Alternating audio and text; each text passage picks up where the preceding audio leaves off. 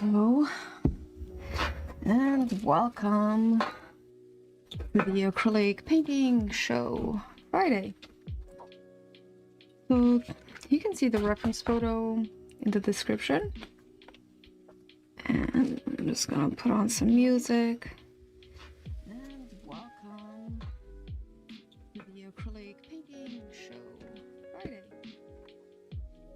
So you can see the reference photo in the description, and I'm just gonna put on some music.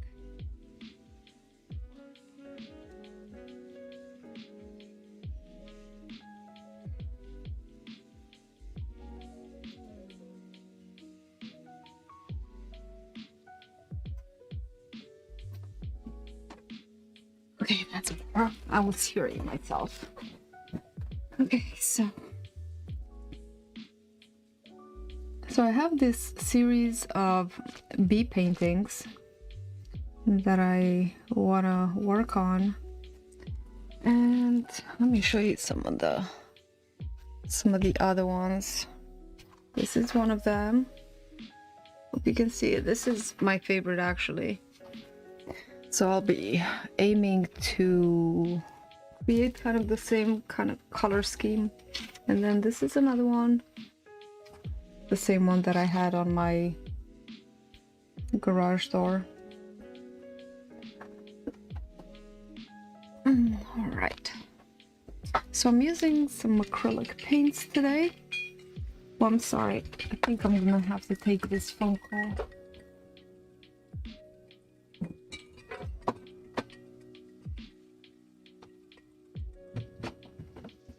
Hello?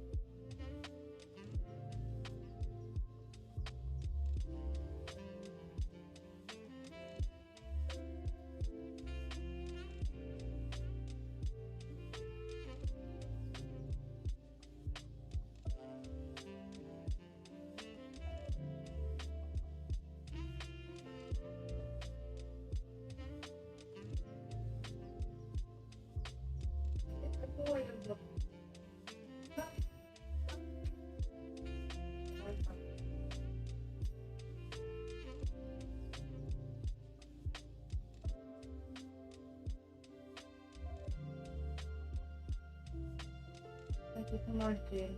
Thanks. Bye. I apologize, guys. I know it's weird, but I had to take that phone call. It's a matter of life and death. Okay, let me just try to connect again. Thank you for your patience. I will be right with you. All right.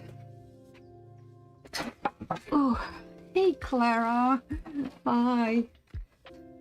Hectic day, huh? You want to jump in Discord? You want?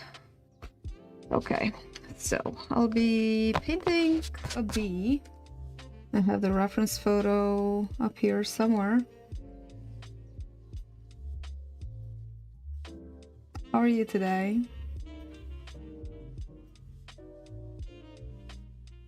Here's the reference photo.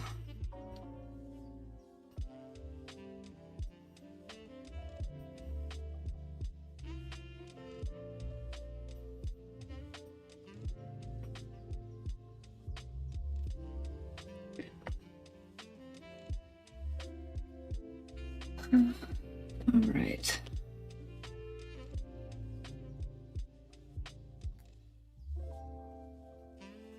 So I'm using some Arteza colors, maybe some white and black open acrylics, because that's the only colors I have. I think I'll be getting some more, and then some golden all over the place with the brands. It doesn't really matter. And Liquitex, I'm gonna need it for some red. really used to using the primary colors, and then I can mix them and make basically any color out of them. Have some phthalo blue, probably not gonna be using a whole lot of that. And then putting some yellow up here, just in case. And of course some black. It's a palette paper. Okay. And white. Of course, some white. Use this titanium from Liquitex. I'm sorry I couldn't make it to your live stream last night, Clara. I don't know, Instagram doesn't notify me when people go live. I think I have notifications off. And that's why. And I forget because it's at night. I usually cook or have the only evening conversation with my husband. So I did draw this kind of hexagonal honeycomb structure, but I don't think I'll leave it. I think I'm just gonna make a more plain background, and then maybe do some lettering, write something there. Not really sure what yet. And maybe we'll make it a little bit greenish.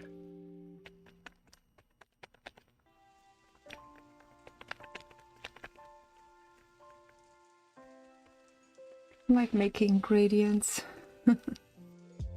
Carrie hosted a stream. Oh, okay. Yeah, I really love the portrait of Cara Delevingne, or what's her name. She is gorgeous.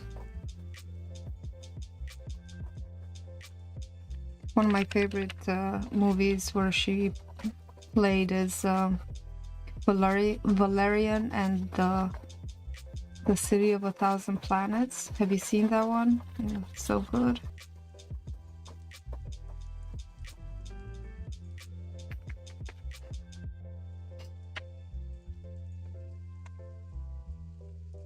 I'm just mixing some paints in here. I want to have a nice and colorful background, but not too bright.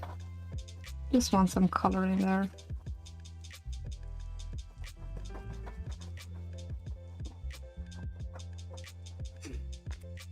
Yeah, I don't even know what kind of statement to make. Yeah, pretty girls. I don't know what to say. Like something bee related, of course. No. Do you know any good bee statements?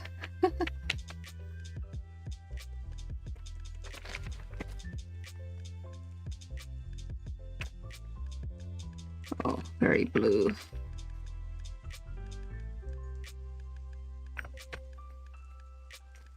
I love mixing paints and seeing all the colors that happen.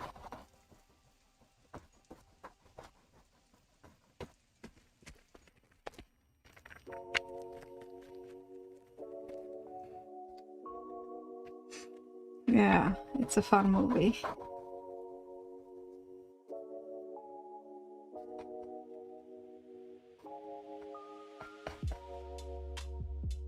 I think pretty much that's the only movie that I know her from. I don't know of any others.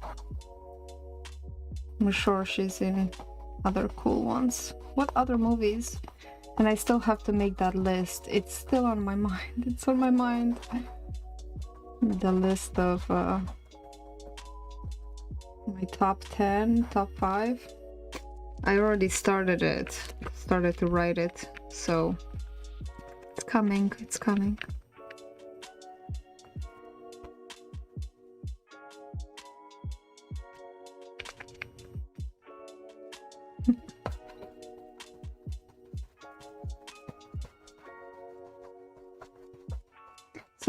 So do you want to jump on, Clara? If you have the time, I can... Only no pressure though.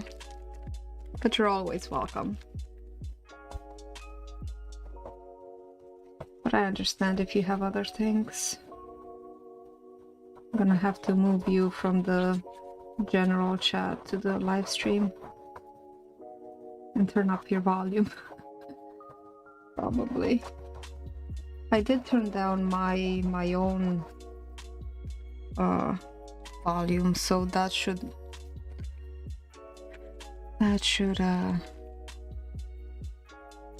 make it better.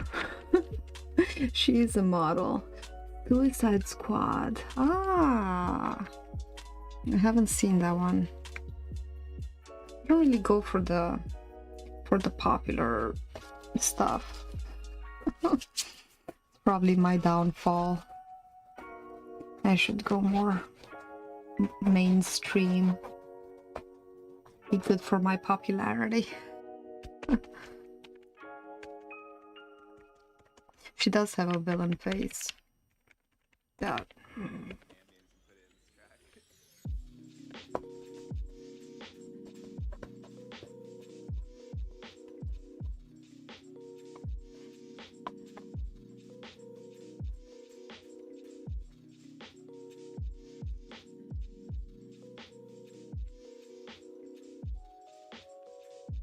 I was gonna use my Stay Wet palette for this, but it's so big and I already have so many things on the table. I don't really have space for that.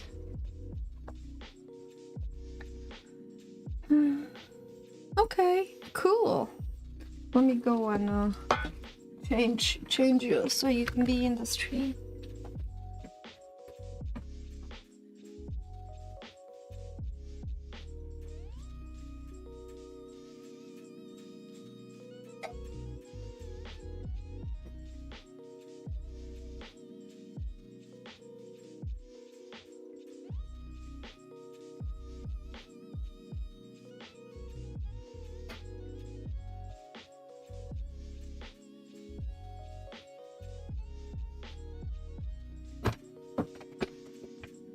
All right, you're in.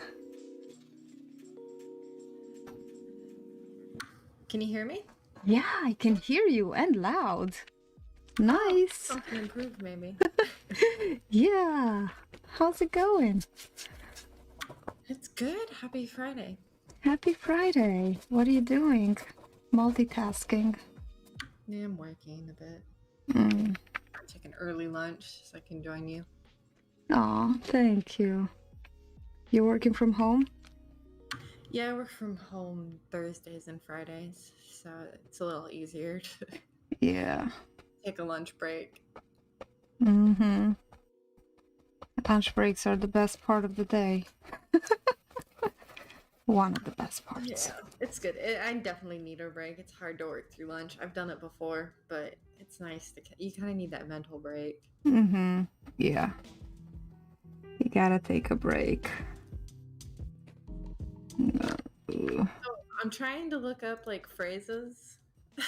Uh-huh. Like sayings for your painting. I love the color mixing that you're doing right now. Oh, it's so beautiful. I really love doing these colorful washes. It's like my favorite thing. It's so relaxing. You're really like the master of acrylic painting. You make it look so effortless. Oh my god, the master. That's hilarious. I mean, I don't know that many other like master acrylic painters, so consider yourself lucky. Oh, thank you. You know, it's just I've been working with acrylic paint the most, so I suppose I know this better than watercolors and inks and all that stuff, so, you know. Yeah, it shows. It's beautiful. I love the gradients you're capturing with the green. Thank you. It's a matter of mixing the paint while it's wet. So, my students in the studio are learning that too. It's really frustrating and to know how to blend and how fast, you know, because you got to work fast, and how to load your brush to just have enough paint and not too much and not too little. Definitely think, you know, experience brings this on. And don't think that I don't get frustrated, because I do. Yeah, it's cool though to watch. Yeah. You do, I'm sure, yeah, you have to work fast. It's not like oil where you have like kind of forever to Yeah, put. see, it's already dry here now. Maybe I could have used the opens, but yeah, it's alright. I might have to do even another wash over this. Well, Not, and that's the nice thing about acrylic is you can just layer forever, right? yeah, yeah. You don't like something, you just paint right over. Unlike watercolors. Oh yeah, watercolor is a lot less forgiving for that. Yep. But on the bright side, with watercolors, you've done it and it's done. You don't have to worry about when is it done. Because once it's done, you can, if you messed it up, then just start over. With acrylics, you can keep going and going and going. Yeah, it forces you to finish, and I think has been a good thing for me. And I think, well, the watercolor style, people are more forgiving for it to be like an unfinished look because of that. Mm-hmm. Yeah. But I find that when I do something in watercolor or ink, it's like an hour to 2 hour piece, maybe more if it's a bigger thing. But with paint, you can go on for days and not know when you're done, because you can keep adding and layering and Yeah, it has both its positives and negatives. I guess positive because you can keep working on it. Yeah, Better, but negative because then you're never done. yeah. And I feel the same way with digital artwork, honestly. I think it has the same exact problem. You're never done with digital artwork. yeah, but with digital you have those layers and you can keep adding however many layers. But with watercolor, if you darken something, then it's really difficult to light. I find that's my problem. I think leaving the negative space. Oh yeah, you have to plan for it. It's the only way. Or use Mm-hmm. white. Some people use white gouache on top. Right, you can do that. So is there any like, I don't know, phrases growing up about apple? I'm not apple. What was apples? About bees or honey that you can think of that would be cute. I don't know. The only one that I know is be undisturbed. I don't know. Be well. I don't know. Be well. Be well. It's stupid. I don't know. Or it doesn't even have to be necessarily have the B word in it. Oh, my headphones are not working. I need to get new headphones. It's like cutting out randomly.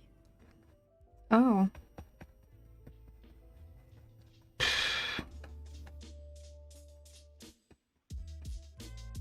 Just like Lewis's was cutting out the other day?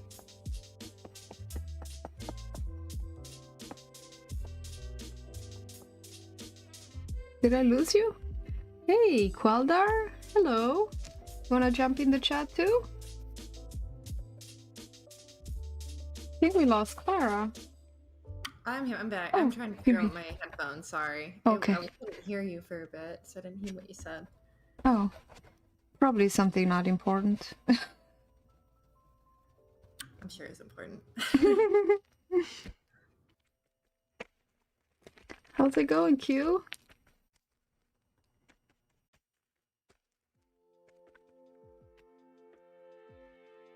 Working on some important art projects.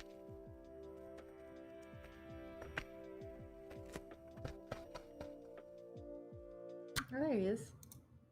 Hello. Hey, hello. Welcome. Thank you. How's it going, guys? It's going. How are you? I'm good. I just got off work.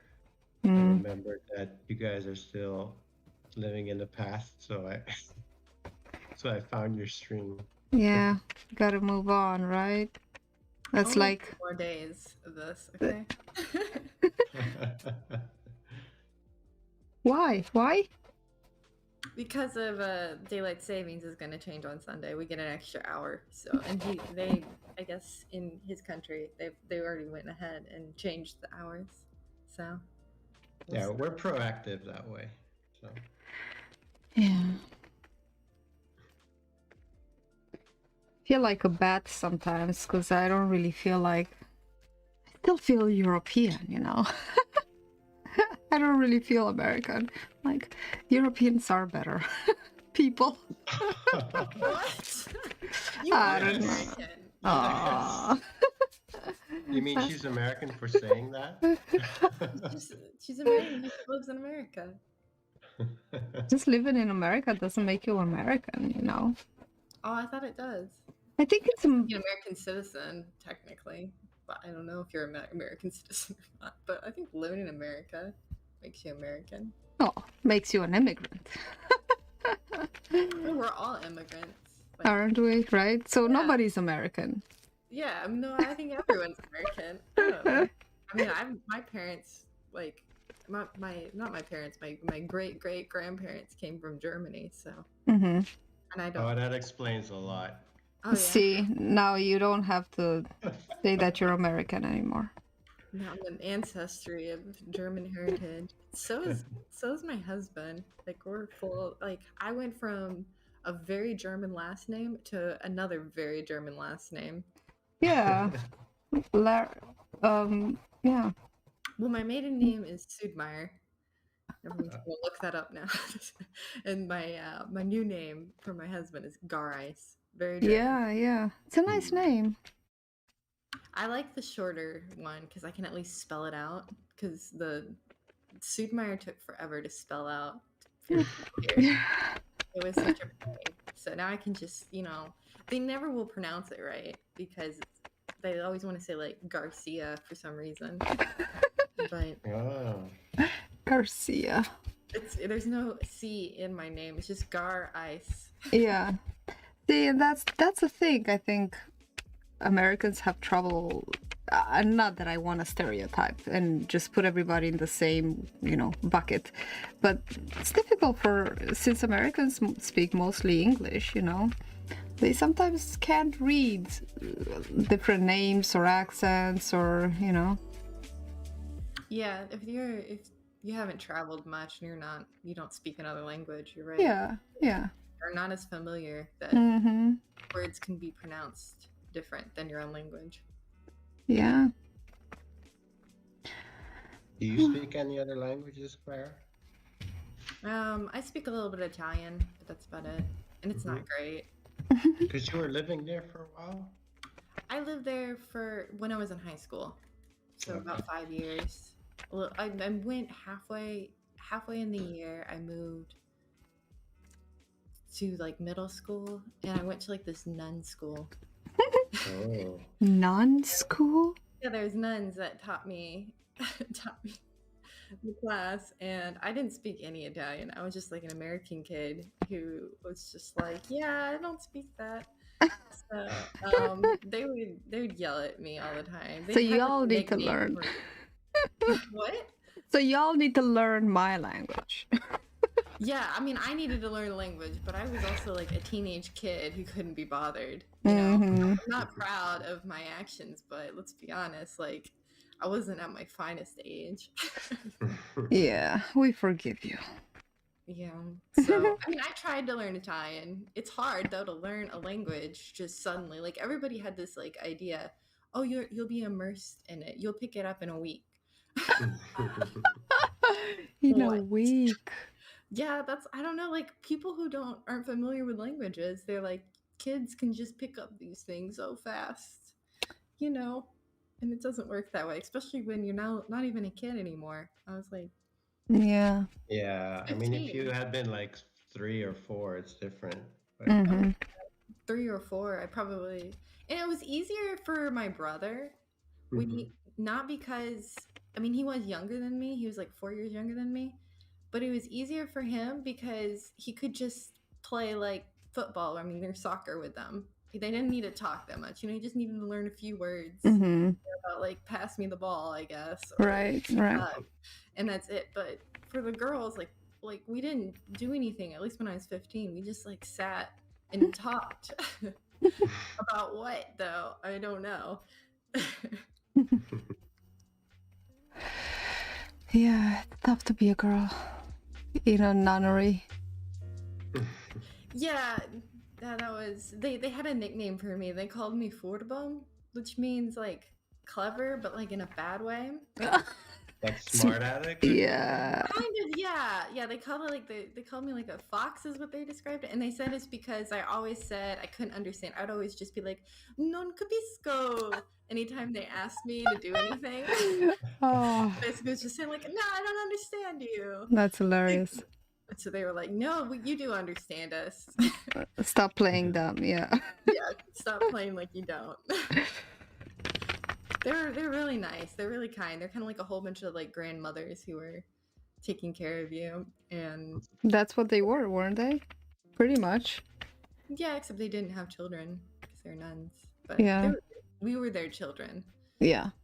So yeah, they were very, very lovely. Although there was the one that taught me English. So I did have English class where they taught all of the other Italians how to speak English. Obviously, I was the star student. Obviously. She hated me. Because you spoke better English than she did, probably. Well, she spoke like academic English, so she probably actually spoke pretty good English. She like knew. I mean, I was a teenager, so like I didn't know like everything, like all the vocabulary perfectly. And as soon as she found a word I didn't know, she had to rub it in my face. But it was more also that they were teaching me like British English, and so they would correct my words if they weren't spelled like the British. And they'd also use like really weird British words I'd never heard of, and so that was hard to like get used to that. And then they had like this one class where they were like, now we're gonna teach you like American slang, versus Brit. And I was like, oh, I got this. And some of the words were not right, and I told her no. That's like she was saying like Americans spell the word night NITE, like that's grammatically correct. On MSN Messenger. Yeah, and I was like, no, we don't. That's not it. And she was like, no, I'm the teacher here. Yeah. That's the risk when you go to someone who knows better than everybody. And, their cup is full.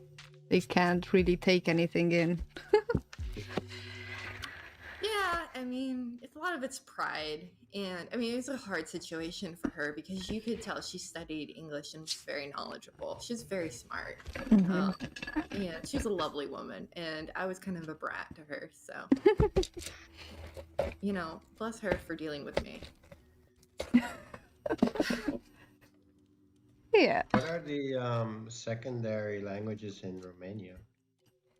Secondary languages in Romania? Well... Like what do you learn in high school, I guess? Right. Well, we started actually learning the second language I started learning English in kindergarten, although it wasn't really good English. And then second grade English, of course, and French. Pretty much these are the two main languages that you learn. That's English so and many French. languages at such a young age. Yeah, but to be totally honest, I kind of learned crap English in elementary school, and then when I went to high school, it was like a bilingual class, which means that it focused, more heavily on English. I would take it, I think, every day or something like that.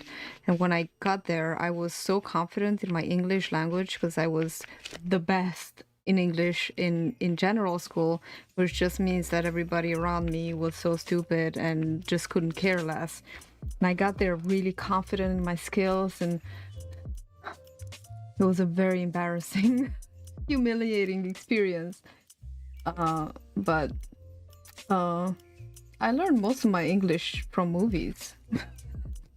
To be honest, yeah, movies. I would watch movies with subtitles, and that's how I learned most of my English.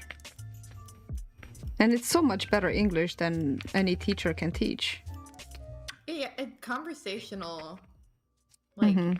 language is different than like what they teach academically, what they Yeah. write. It's Mm-hmm. just that's why when people people ask me if I speak Italian, I will always say I speak conversational Italian. I can talk to somebody, Mm-hmm. but I can't like if you told me to write like a dissertation, no way. Yeah. I would fail so hard. And I think like that's the thing that movies do is they help make that more natural of learning how like conversations actually go. Yeah. Not like you do like when you learn a language, it's not like you do like a little like translator thing in your head every word that you say. Like you just naturally say it because that's the phrase that you heard. Like Mm-hmm. that's what makes sense. Yeah, it's a lot of phraseology, and learning in school, I suppose, is good for grammar, proper grammar, and spelling, which I'm also great at. So you said you took a course, like you took an entire course in English in your school, basically, is how they taught you? Well, yeah, yeah, it was a class just like any other class. It was my profile. I was profilated on whatever, math and English and physics. So that's what my focus in high school was on. So it was like intense math and intense physics and intense English. So yeah, but my teacher was very snobbish and very mean to me specifically for some reason. I don't know why. She just had issues. But yeah, it's all right. High school really changed me as a person overall, I think. Made me a little more antisocial and a little more skeptical and cynical person that I am today. Yeah, high school is a big part. I mean, in my high school years, I learned that there's another world besides the United States. So that was a big deal for me. Yeah. Hey, Bill. Welcome. I agree with him. You have great English. Thank you. Well, I even now I love to learn new words, and now I'm forgetting Romanian, which is sad. My mom gets very upset about it as we talk, and she's like, well, you're forgetting even what you knew. I'm like, I know. Now I have to translate from English to Romanian whenever I speak with her, instead of the opposite, as I used to translate in my mind from Romanian to English when I came here. It's weird. Our minds are very interesting creatures. Yeah, super weird. And I've like forgot a lot of my Italian. It's like way worse than it was back in the day because I moved back in 2008. So yeah, I'm sure if you watch a couple movies, it'll all come back to you. Yeah, we'll see. It might be too revealing of how bad it is. Yeah, well, gotta start somewhere. If you want to get back into it, now it's easier that you at least have a little bit of base of knowledge, so that's good. Yeah, that's true. Yeah. Yeah, Bill says people lie. That's a big thing you learn in high school. That's what high school teaches you. And he also suggested some equipment. Oh, glide hit gear. 1,000 viewers. You're not far from that.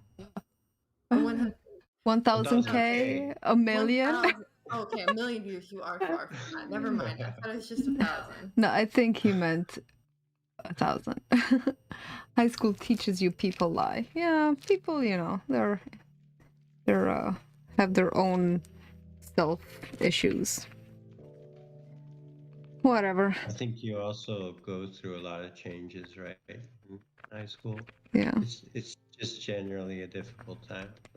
The thing is that my high school and the class that I went to in specific, it was like the best high school in the whole town, like the whole town, best high school and one of the best classes.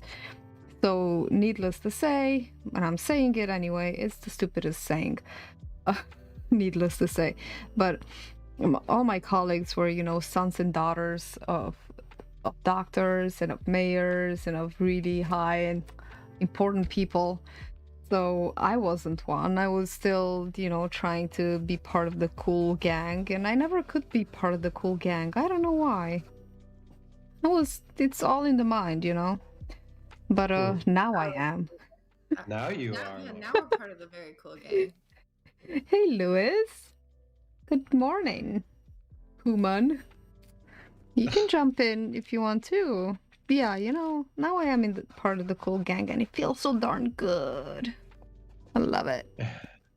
So, Quildarius, what other languages do you speak? So Dutch, Would you learn? English, and Spanish. Wow. Because I was living in Mexico for a while. Oh, cool. Yep. Never knew this about you. I think I told you, but it's like a long time ago. I don't know if I ever heard though. No, I don't think I told you. Okay, Your Louis. English is good too. Yes. It's really good, and there's no accent. You sound like a pure American. It doesn't sound like it's. I disagree. Who? I don't hear an accent though. You, Oh, Queldar. Me? Yeah. he definitely has an accent. Do you? Yeah, he does. Well, I was raised bilingual because my mom is from Jamaica. Oh, And wow. actually, when I was very young, we had family in Florida, so we would go there, and my cousins would tell me how to speak English because apparently I wasn't speaking it properly. So they would like show me like Ninja Turtles and all that kind of stuff, and I'm supposed to say radical dude and all that Oh, there we kind of go. crap. Now, And so, after he said radical dude. yeah. So for a while, I kind of sounded Californian because of their influence on me, my cousins. But I think my accent has kind of suffered Hello. Hi, Annabeth. because of all the Did you read the traveling and text that I stuff. sent you? Well, more like the one that Summer sent you. Oh, hang on. What Amethyst? Did you see the text that Summer sent you? No. It was telling you that I was gonna be late because there was Who's double that? the kids on. There were double the kids on the bus. So Okay. Glad you're home fine. yeah. I was like, who is that? What I miss? What? And no, nothing. I was just saying that, like, also because when I was living in Mexico, I was mostly speaking Spanish. So now my accent's like all over the place. And Yeah. it doesn't sound like anything. Yeah, I know. It sounds really weird. It doesn't sound like anything, I guess, real strong. It does, I don't know. It does sound foreign, if that makes any sense. It doesn't sound like I can put you in a place in the United States. It's also because now I'm speaking Dutch all day again, and so that has more influence on my accent. But if I'm like in the States for a while, it'll change to that. So yeah, you'll start talking California surfer dude. It's totally radical. Yeah. Okay, Bill. Catch you later. I'll check out your unboxing review. Anti-click person. Okay. TTYL. TTYL. Talk to you later.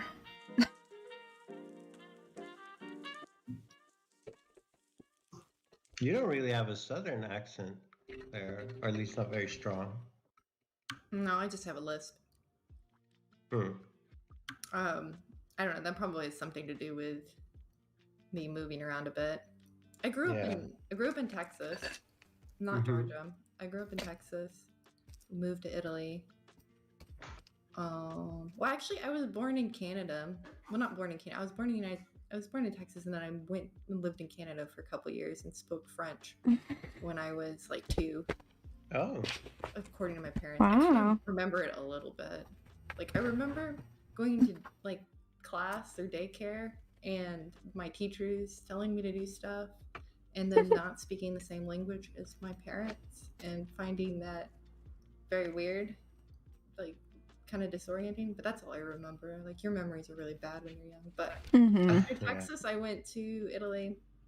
I went to that nun school for like middle school and my first year of high school. I had a lot of drama in my first year of high school. I left that school because I hate people. And Really?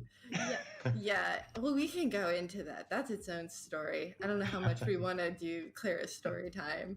And then I went to a European school for a year, and it was like kind of like what you were talking about, Laura, where you have to take like some of your courses in another language.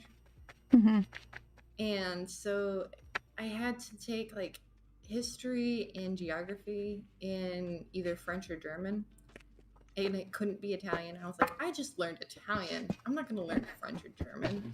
This is way too much work. So we like negotiated with them, and they said, okay, no, you don't have to do that. You can take them in English, but you can't graduate from here. So then I went to an American school for the last 2 years.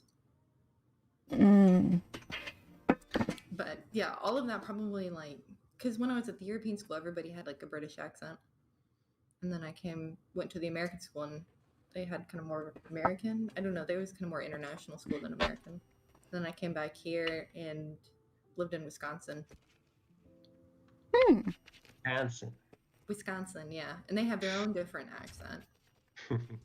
And then I moved to Georgia, where they have their own accent. So I'm just kind of a mix of nothing accents, kind of similar to you. Yeah, your story about speaking French reminds me of I had a girlfriend. She was Polish, but the first 4 years of her life, she grew up in Japan. So she had this like really natural sounding Japanese, and she also spoke in her sleep. Oh wow. And so sometimes she would be speaking in English, right? And I could like talk to her and she would answer me, but then she would switch to Polish and then to Japanese, and I'm like, all right, I'm out. Like, I give up. That's too much. That's what did it, right? That's what ended the relationship, the multilingual girlfriend. I was too intimidated and I had to give up. Oh. Well, her loss, probably. Well, that's a whole story, but I'm not getting into that on YouTube. Yeah, I feel you. It's we don't know if we want to go into much story time about our past. Yeah, probably for the better. So what are you working on today, Queldar? You're not, you're just relaxing after work? I'm doing my figure studies. Oh, cool. Yeah, I've been neglecting my studies because of the whole challenge month. Mm-hmm. So I'm just going to do some relaxing studies this month. Yeah. Challenges really take it out of me too. I feel like I need to finish some old artwork, which is what I'm doing right now. So yay.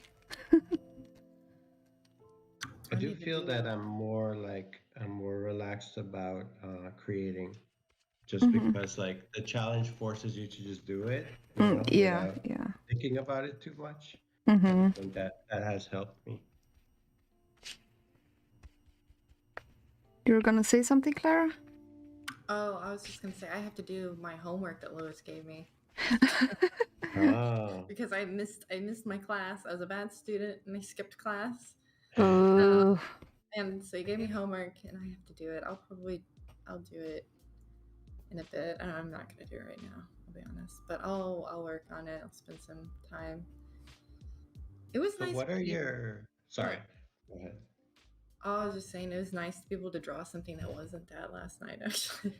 I like doing the figures, and I think it helped my drawing a lot. But I think it's good to do both. You need to do both, practicing the fundamentals to get better, but you also have to still draw on your own and do things that are fun. You have to do both. Yes. I agree. Yeah. So, what are your working hours, Claire? Because I mean, you're in marketing, right? Yeah, I mean, I'm technically, I think this is my lunch. Fridays are a little bit looser. I don't know. I'm Okay. working from home Thursday and Friday. But yeah, I So work. normally when you're on the stream, you're on working hours, Oh, when I'm like right now, I am like, or although like I'm during or like lunch. when Lewis is Yeah, streaming. that's during like my lunch, and that's why I Hmm. can't join all the time because I'm Mm-hmm. have to work. But yeah, I'm usually done. I work from like 8 to 4:30 or 8 to 5, depending on the day. Okay. Yeah, that's a long long day, work day. And Lewis is back. Depends on how much I get done more than anything. Ah, Hmm.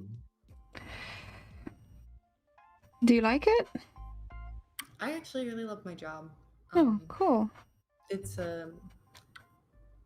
I don't know. I've thought about like having work that's more related to like art and everything, Mm-hmm. but it's kind of nice having something to like put your time in that's not, Yeah. so being that separate. And Mm-hmm.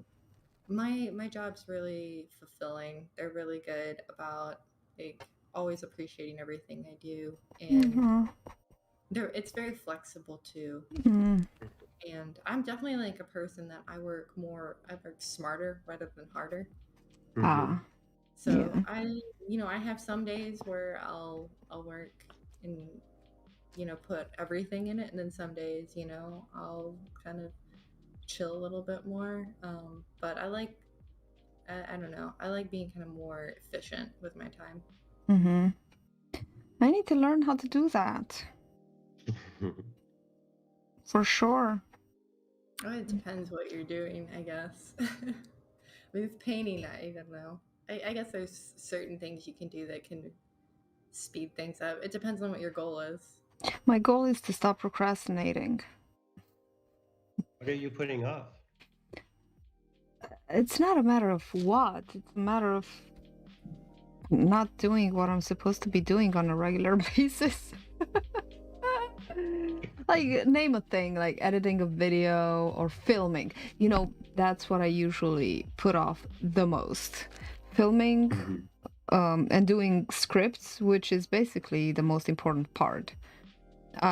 I'd first do a script before I film myself, like introductions and all that stuff. Like, ugh, I really don't like doing that.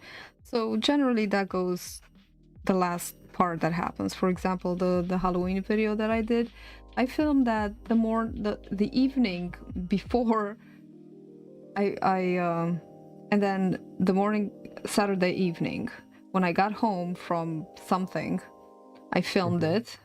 And then in the morning Sunday, I was exhausted. Saturday I was going uh to edit Saturday night, but I was exhausted and something was hurting, and I said it'll have to be Sunday. So Sunday morning, all morning, I edited, and then I published it at the last minute, last freaking minute. But do you have a schedule for working on these things? That's the thing. I don't.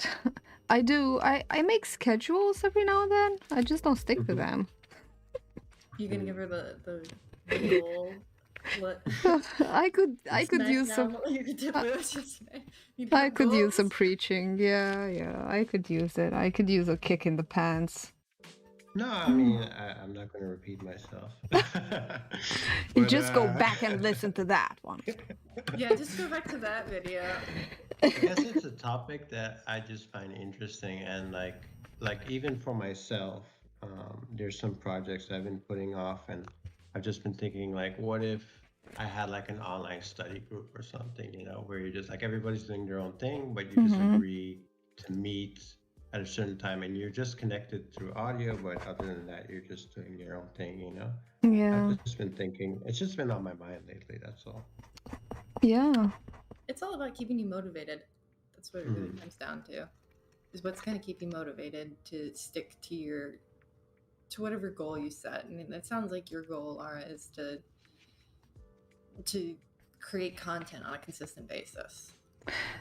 Yeah, and then I have other things too that are, I think, just organization. Organization is my biggest, I don't know, challenge, I suppose, because I just have too many things that I want to do, and then pretty much I get overwhelmed, and then nothing gets done.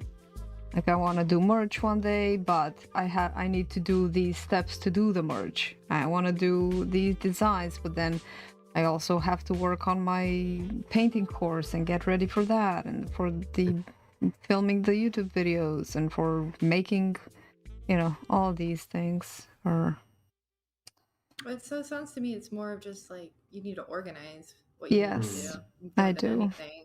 Yeah. Just organizing your time. It's not a matter and finding the motivation, I guess. But I think you have the motivation. Like you want to do it, you just might not know what needs to be done first or how to schedule things. Laura, do you find yourself underestimating how long a task is going to take? Yeah. Yes. Mhm. How did you know? I mean, that's part of that's something actually I wanted to say to Lewis in the thing yesterday. It's like, sit down and think, like, how many hours does it take to make a video? You know, like realistically, how many hours does it take you? And is that a realistic amount of time to be able to invest on a weekly basis, or should he or be making simpler videos or something like that, that require less effort, that kind of thing. It's so hard to time yourself though on a creative process. But yeah, Yeah. I agree. It's really important. It's just difficult. Yeah. I'm challenged by that. I mean, you could just look back and say, okay, I worked on this video, and how many hours did I spend? Like spread out over a couple days maybe, but just do an estimate, right? And just say, oh, that's a lot of time, or okay, that's doable, Mm-hmm. But you got to start somewhere, I think. Yeah. Just want to say hi to Shannon. Smokes 1129. Sorry. Yeah, procrastination. Overwatch. Louis says, hey Clara, let's play Overwatch real quick. Here is the best I'm busy at the motivated man. moment. I can't play Overwatch right now. I played some Overwatch with Lewis last night, and I realized just how bad I am at it. Oh, that's an actual game? What is that? I don't know what that is. It's like, are you familiar with Team Fortress 2? No. No? Okay, it's like this, like, I don't know, like this battling kind of shooting game that Blizzard made. Okay. Blizzard's the same company that made World of Warcraft. Okay. And you have teams of 6, I believe, 6, yeah, 6 versus 6 players, and you play against each other online. And you have like, they have it now where you have roles. So you have like 2 people will do the damage, 2 people's characters will heal, and 2 people's characters will like try to take the damage. Okay. And it's fun. It's kind of a cooperative game, and the best part about it is you're battling against real people online. So like when you shoot somebody, there's somebody on the other side of the world who's upset because you won. Kind of like Fortnite. Yeah, kind of like Fortnite. It's just like it's a team-based game, and they have they have abilities and such. And the games are really fast. Like most games are completed in 15 minutes to 20 minutes. They're not too long, so it's not like a big commitment. Right. I'm gonna use my fancy BB Craft paintbrushes today. Ooh. Been looking forward to them. They'll appear on the screen shortly. They're the nice ergonomic handle ones. You have to do what is Qualdor says, you have to do the same for all your tasks. Commission work, classwork, streaming. And then add it up and figure out if it actually fits into 40 hours or whatever amount of time. See, that's the problem. I work way more than a work day. And I think, it's kind of getting me down. You're getting burnout. Yeah, because, regular people have a 9 to 5 job, and they have a limit. They come home and they unwind and they do other, humanly things. And after I'm done with my work, then I cook dinner, and then sometimes I go back to my work, and ugh. Yeah, you don't get that chance to sign off. Yeah, exactly. Because after, Yeah. if I have to edit a video, I'll stay up late or stuff like that. So, yeah. And I want to get out of that habit. I want to get out of the grind and all that bullshit. I hate the grind. I really don't like it. And I don't think that a person who wants to be successful has to suffer, I don't want to submit to that idea. Everybody says that you have to grind and you have to suffer and you have to suck it up for a while until you get there. But I don't want that. I just Yeah. want to go leisurely on my way to success and be happy, Yeah, and everyone works differently, and not everything works for them. And then I'm like, I feel you so hard on this because I had a job where it was just pain every day, and I hated it, and so I quit, and I found a new job that I love way more. And like I know, I don't know, maybe someday it might change, but I know I'm not cut out to be a full time artist because I don't want to do the work. Yeah. I like having that separation. Mm-hmm. And so I totally get where you're coming from on that. It's hard, and Yeah.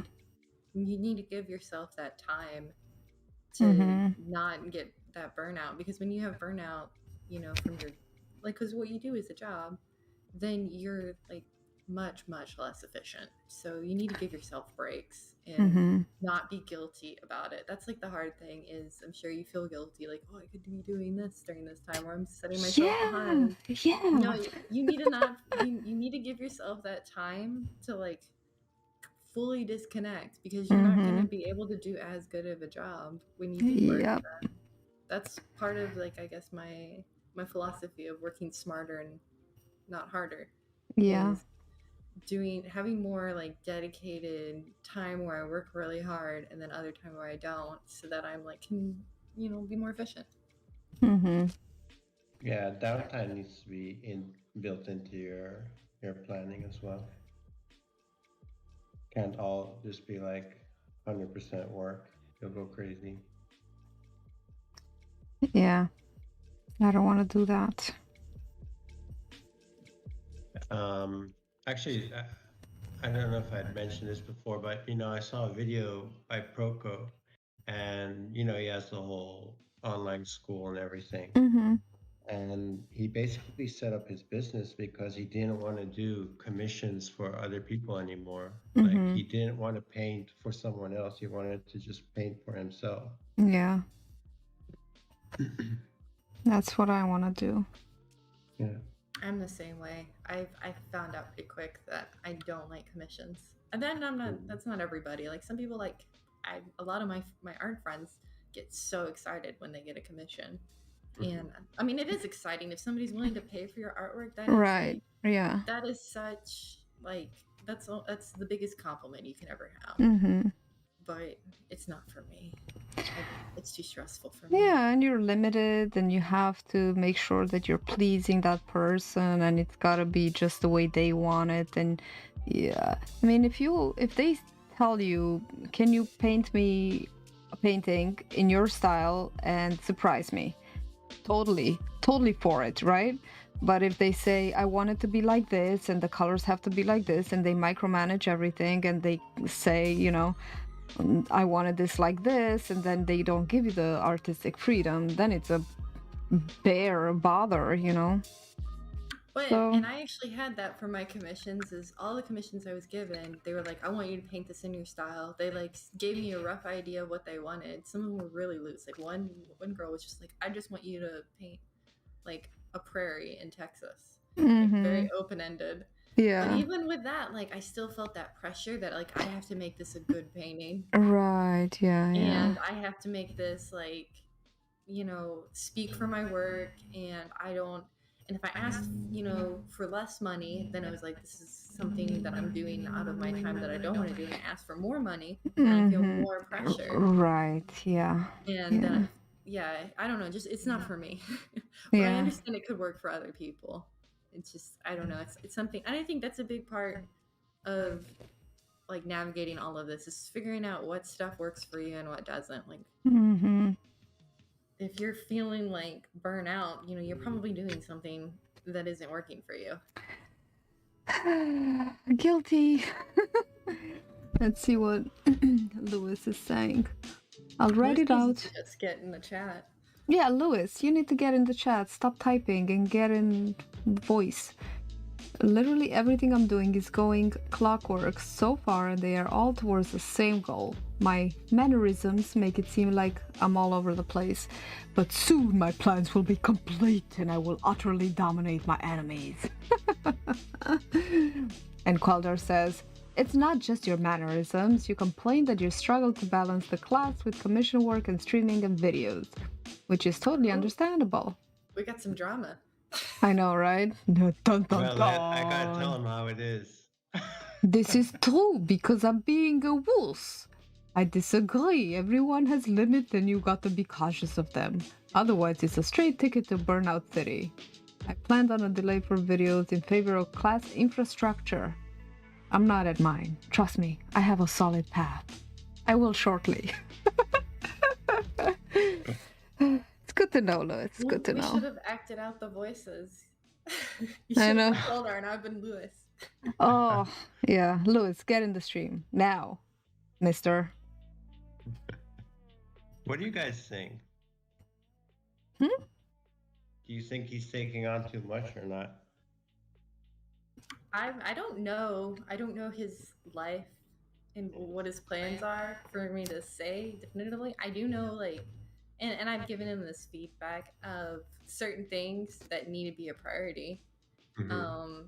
And he agreed right away. Those were things that need to be a priority. But I don't know. You don't know. Like, it's true. Like, you see, like, somebody stream, you see like Laura painting, and you're like, I don't know how much time it took her to mix those paints, and put all of this together, or how much time it put for a script. Like, you see like only a window of it. Yeah. You only see the iceberg of what's happening underneath, really.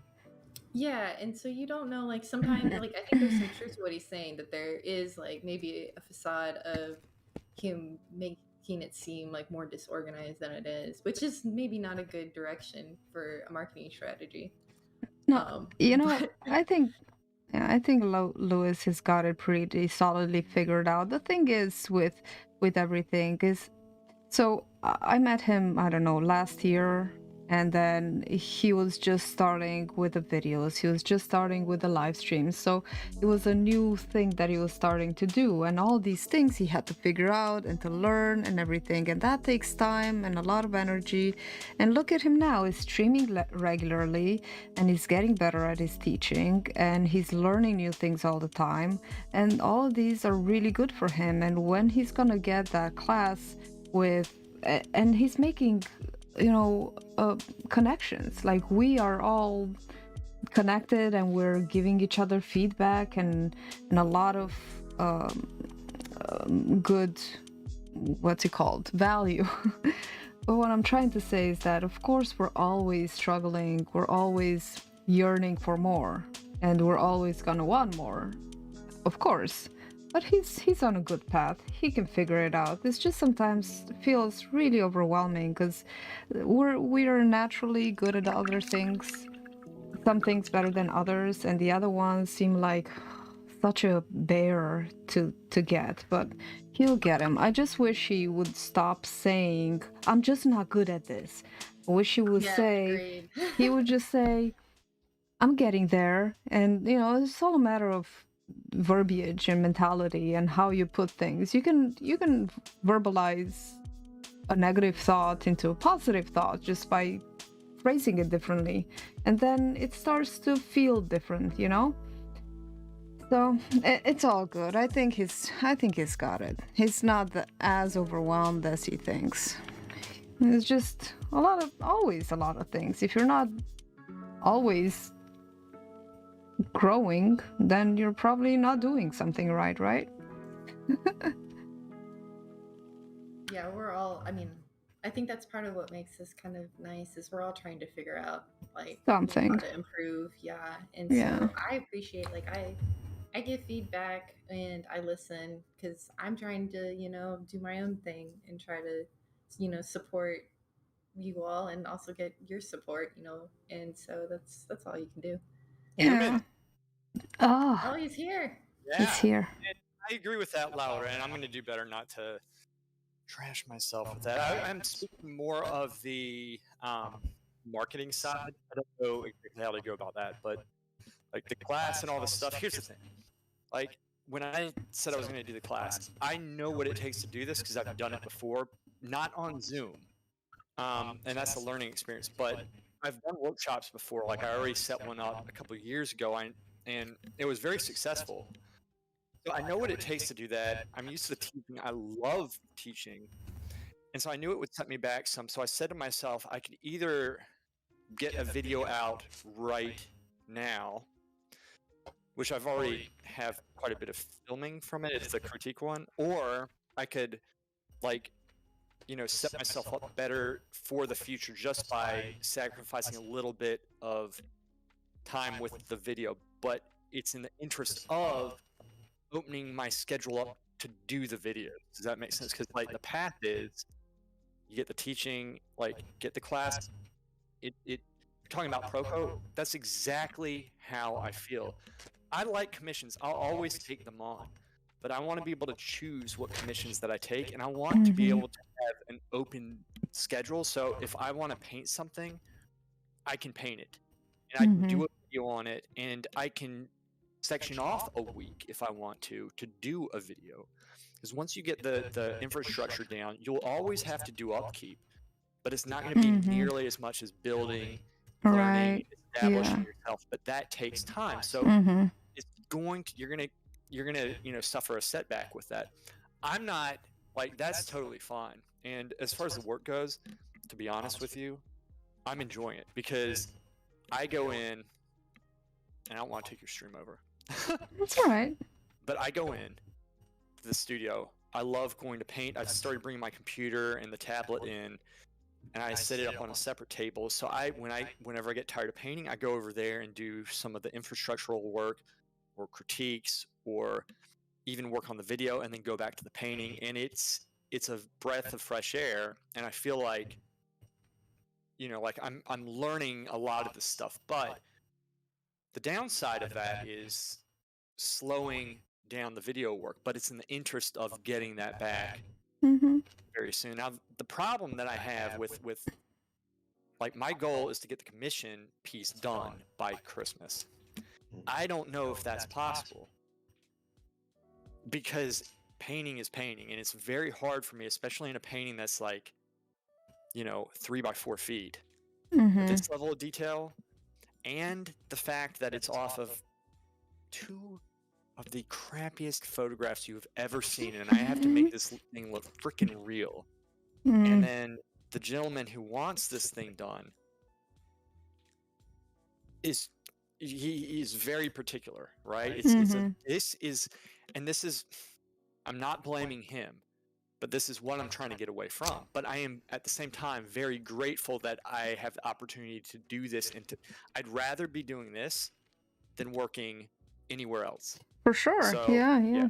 So those are my thoughts on it. But yeah, I need Queldar is 100% right. I need to write this stuff down. I need to have a clear goal because even so, I do have a plan, but it's always better to write it down because then it crystallizes it and you get new ideas and perhaps you'll save time.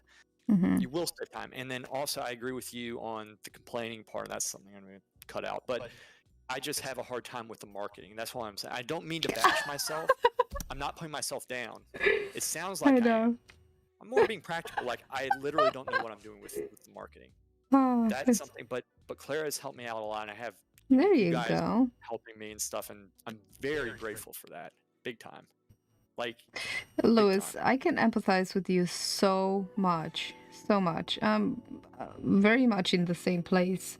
Well, in a little bit, I am also not great with marketing either, but you know, I have to learn it. Like if I want to be an independent artist, I gotta put on my marketing hat. Nobody's gonna do this for me. It took me a few years to figure out that my husband's not gonna keep up my website going, and I have to do everything, and send the emails and do the dirty. Wednesday is usually my marketing day, and that's when I post on Facebook because I have, or I send email marketing to my handful of website subscribers. So few, but I keep sending it because it's good practice. And when I'll have my thousands, then it'll come naturally for me. So I do that, and I update my website. I try to put everything in order. Like I have a day dedicated to not have to go to the studio, and it's just basically a computer day, and whatever needs to get done there. But you need It's to hard. compartmentalize your artist work from your business work, because that's completely different. Like doing the business side, you're not the artist. You need to put on your marketing, like your business person, and act like your manager. Act like and be ruthless with, like just like a manager would, kind of a little bit detached, I suppose. And I don't know. Just keep posting on Google and keep posting on wherever. Try to do little video ads for Instagram Reels where you advertise your either your work or your courses, something that makes the money. Marketing is about the revenue, and then artistry is about the creativity and the sharing and all of that. Yeah.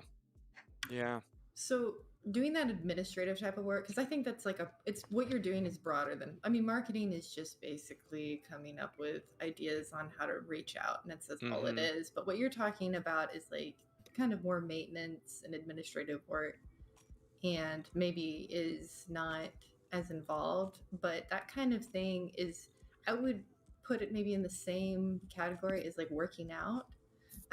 Like when you want to work out, like maybe when you wake up and you're like going about to do it, you're like don't want to, but you're always appreciative that you do it. And then there's something, I don't know how y'all are about this, but for me, when I told myself, hey, I actually enjoy doing this, like it changed my mindset, and I did actually enjoy it more. So I think that's a big part of that stuff, is doing those things. You have to don't make it so negative. Don't say this is some crappy thing that I have to do and this sucks and I don't know how to do it. So good. Like change your mindset to say, no, this is important. This is what brings value to my work. Right. This is something I enjoy and I want to do for myself.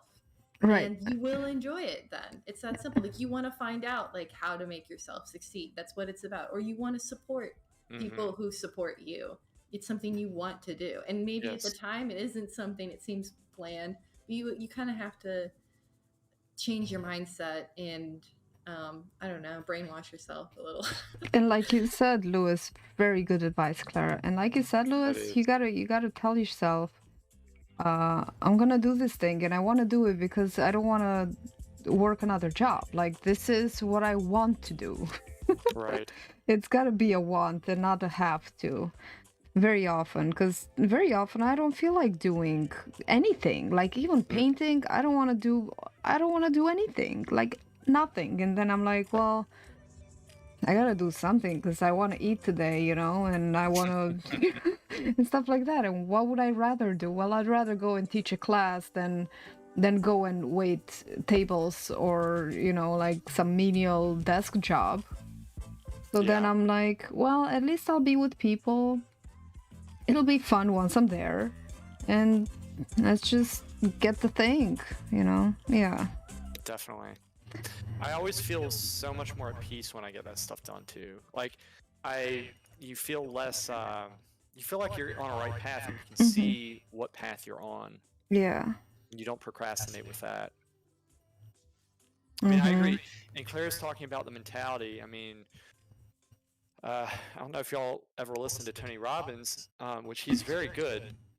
And that's one of his things, is turning pain into pleasure. Like, you reprogram your mind to see something a certain way, Mm-hmm. think about a certain way, and so it's not stress anymore. It actually gives you pleasure, and you can do that if you think of like the connections your mind has, right? And Mm-hmm. gives you a certain feeling, but oftentimes you can rationalize into it and train yourself through repetitive actions, You're right. You're just right. effort. Yeah, It's all a matter of habit, really. Everything is. I think so. It is, Yeah. but it's good.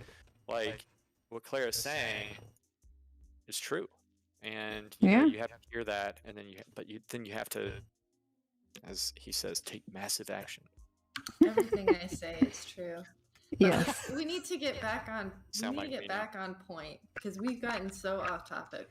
We need to what was the topic? collectively. The topic is we need to collectively decide what words that Laura's going to put on this piece for the Ooh. Oh yeah, that is important. I can help with that. Okay. Wait, the bee thing. So Yeah, it has to be a phrase. Maybe that's bee related. Yeah. Maybe something that sounds mystical. I think would kind of fit. Sure. Yeah. Wait, a phrase on it? And is it going to be something snarky like "be good" or something? No. 'Cause That's what I'm lame. trying to get away from. That's No, what you I could don't want to Make do. it as lame as you can. People like as lame as like the lamest thing possible. If it's in between, it doesn't work. But if you make it so lame, I don't want it to be lame. I'm not No. feeling that. I think that's a good idea for your paintings, but you are wrong. What is the theme you're going for, Laura? Okay, so I don't know if you guys saw my previous ones. These are also not finished, but you're gonna see them in a sec. But I've got a series of bee paintings. Mm-hmm. They have gemstones in them. They're all hexagonal and kind of cute. And whenever the camera will start showing them. Here, just for 3, 2, 1. There's one of them. oh, they're really cool. Yeah, that one is my favorite. And then I have a couple others that are not they're not here, but they have little gemstones on them. So, this is one that I painted on my garage door, the one with the bee bot, the bee undisturbed. That's, so I'm not really sure. You're looking for like a catch, a phrase to put on the painting, on the actual painting. Yeah, because I didn't want to do the same hexagonal pattern on this one too. So I'm thinking maybe I'll just do some lettering, like creative lettering here. So I'm like, I don't know what to say. What should I say? I don't know. F All right. you. I got Just something very insulting. That's what I would do. I think that's good advice. Great advice. Yeah. So I got some bee language Mhm. info that I can read. Yeah. That might be inspiring. So I'm reading this off of Honeybee Suite, Latin 101 for beekeepers. What's in a name? And it says, here are a couple foreign language terms that are useful to know when you are talking, reading, or writing about bees. Uh-huh. First, the scientific name for the European honeybee is Apis mellifera. Uh-huh. I'm pronouncing that right? Yes. Uh-huh. Comes from two sources. Apis is the Latin word for bee, and mellifera is Greek for honey bearing. Mm-hmm. So it's Latin and Greek, huh? If you like word derivations, I cannot read. You know that melly or honey is the root for the French word miel. Who speaks French? Miel. You speak Yeah. French, right? How do you say honey in French? Miel? Yeah. Yeah, I'm saying it right. Huh. Meaning honey. And fere means to bear. It's similar to the English word ferry, like a ferry boat. Or Lucifer. What? Lucifer. It means light bearer. Oh, It does. Oh. I did not put okay. that together with honeybee. It's a little bit more. Maybe you could, that can be your words. You can just write Lucifer underneath that. Rumor has it that Carlos Linnaeus, who named the honeybee, later tried to correct his mistake. He realized that honeybees don't actually carry honey, they carry nectar. What So a he loser. tried to change the name to Apis mellifica, the name for a honey making bee. But alas, he was too late. The rules for the naming of species dictate that the older name takes precedence. Two other terms are worth knowing. The Latin word larva means ghost, specter, or mask. Oh, that's kind of creepy. Really? I didn't know that. Linnaeus, the great namer of many living things, also had a hand in this. He reasoned that immature insects mask their adult forms. Well, maybe. Linnaeus, known as the father of modern taxidermy, did a lot of good things, so we can forgive him for the linguistic stretch now and then. I don't know if there's anything else really here, but here, that's just some bee naming facts. That's If you cool. wanna- Maybe I can just write down, like the definition of a bee. Even that would be cool.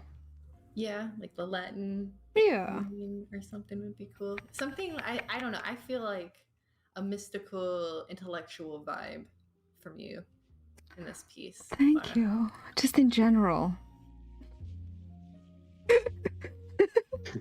Yeah, just in general, got that vibe. Thank you. That wasn't pushed at all. I get that vibe too from me sometimes. Like, wow, I'm kind of wise today. Your videos have so much information in them. Like you can tell you do your research each video that you make. It's like almost overwhelming. I think it is it's very overwhelming for some disturbing. people. I know. I think it is overwhelming for some people. Yeah, I watch it and I'm like, I'm dumb. I She's so think smart. it I like requires the Fibonacci stuff. It was really cool. might require too much brain power from some people, and they're like, oh, this is too arcane information for me, I'm out. I think I'm just gonna do some really quiet videos in the future. I know Lewis always says, sell yourself, Laura, sell yourself, and since then I've been really trying to put myself in my videos, and it's really difficult and frustrating, and I think I'm just gonna do some videos where I'm not in them. No. Do like a mix, do some that show yourself and see what happens, and do some where I've already done that. It's not working Yeah. very well for me. Laura, No? the reason why it's stressful for you is because I'm not used because to it. you get self-conscious. I'm telling you, your videos are so much better with you in them. People want to know the Laura behind the video. He is right on that. And for my opinion, which is of only one person, yeah, I like the videos with you in them more than anything. Yes. Oh, okay. I'll make them for you guys. Then. You have a great All personality. right. You all do. right. And also, like each one you do, I have found it's gotten better. Like each one, like you're improving on stuff, and you're gonna get ideas. I think you really do need to keep up with that, and not think about like how it is right now, but kind of think of how it will be if you just Yes. give yourself some time with it. Mm-hmm. Like you'll improve, and you'll be doing things later that right now it takes you a long time to brainstorm. It's going to be hard for you to do. You might not come up with stuff yet, but like say in a year, you'll be doing stuff that you never imagined doing, and it'll be becoming much easier potentially if you keep up with it. Yeah. I think it's the way to improve the video. You don't want to hide yourself. Yeah. And because you have the information, you have all that stuff, it's very good. You just need to put yourself in it and let your sense of humor out. It's a good sense of humor.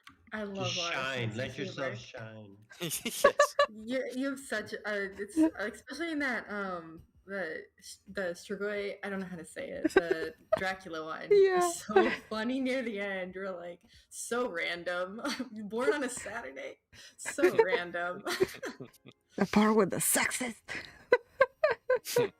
Yeah, it's just really funny. That was a really interesting video. I think my only bit feedback, I like your videos. I think they're getting better. I think you put so much work in them that it's almost maybe too much. Mm-hmm. Like in the way that it's good, but maybe like consider, like, I can tell that you're putting in a lot of work, and it might not be the kind of work that you can keep up with every, at a regular amount of time. Right. There's some, like, I've seen YouTube's algorithm for content creators definitely seems to reward people who don't put out that good content over the people who just regularly put out content. So I see the need for that versus prioritizing that. But you could do something that's like works for you, like putting things in parts. Like maybe if you had it sectioned off, that would give you more time to, like, in 1 week you'd post part 1 of your Halloween video, and then next week, so you're still putting out a lot of videos and you're still able to cover that content, but giving yourself more time and stretching it out. I don't know if that's you all know more about YouTube than I do. So yeah, I think I need to figure out just I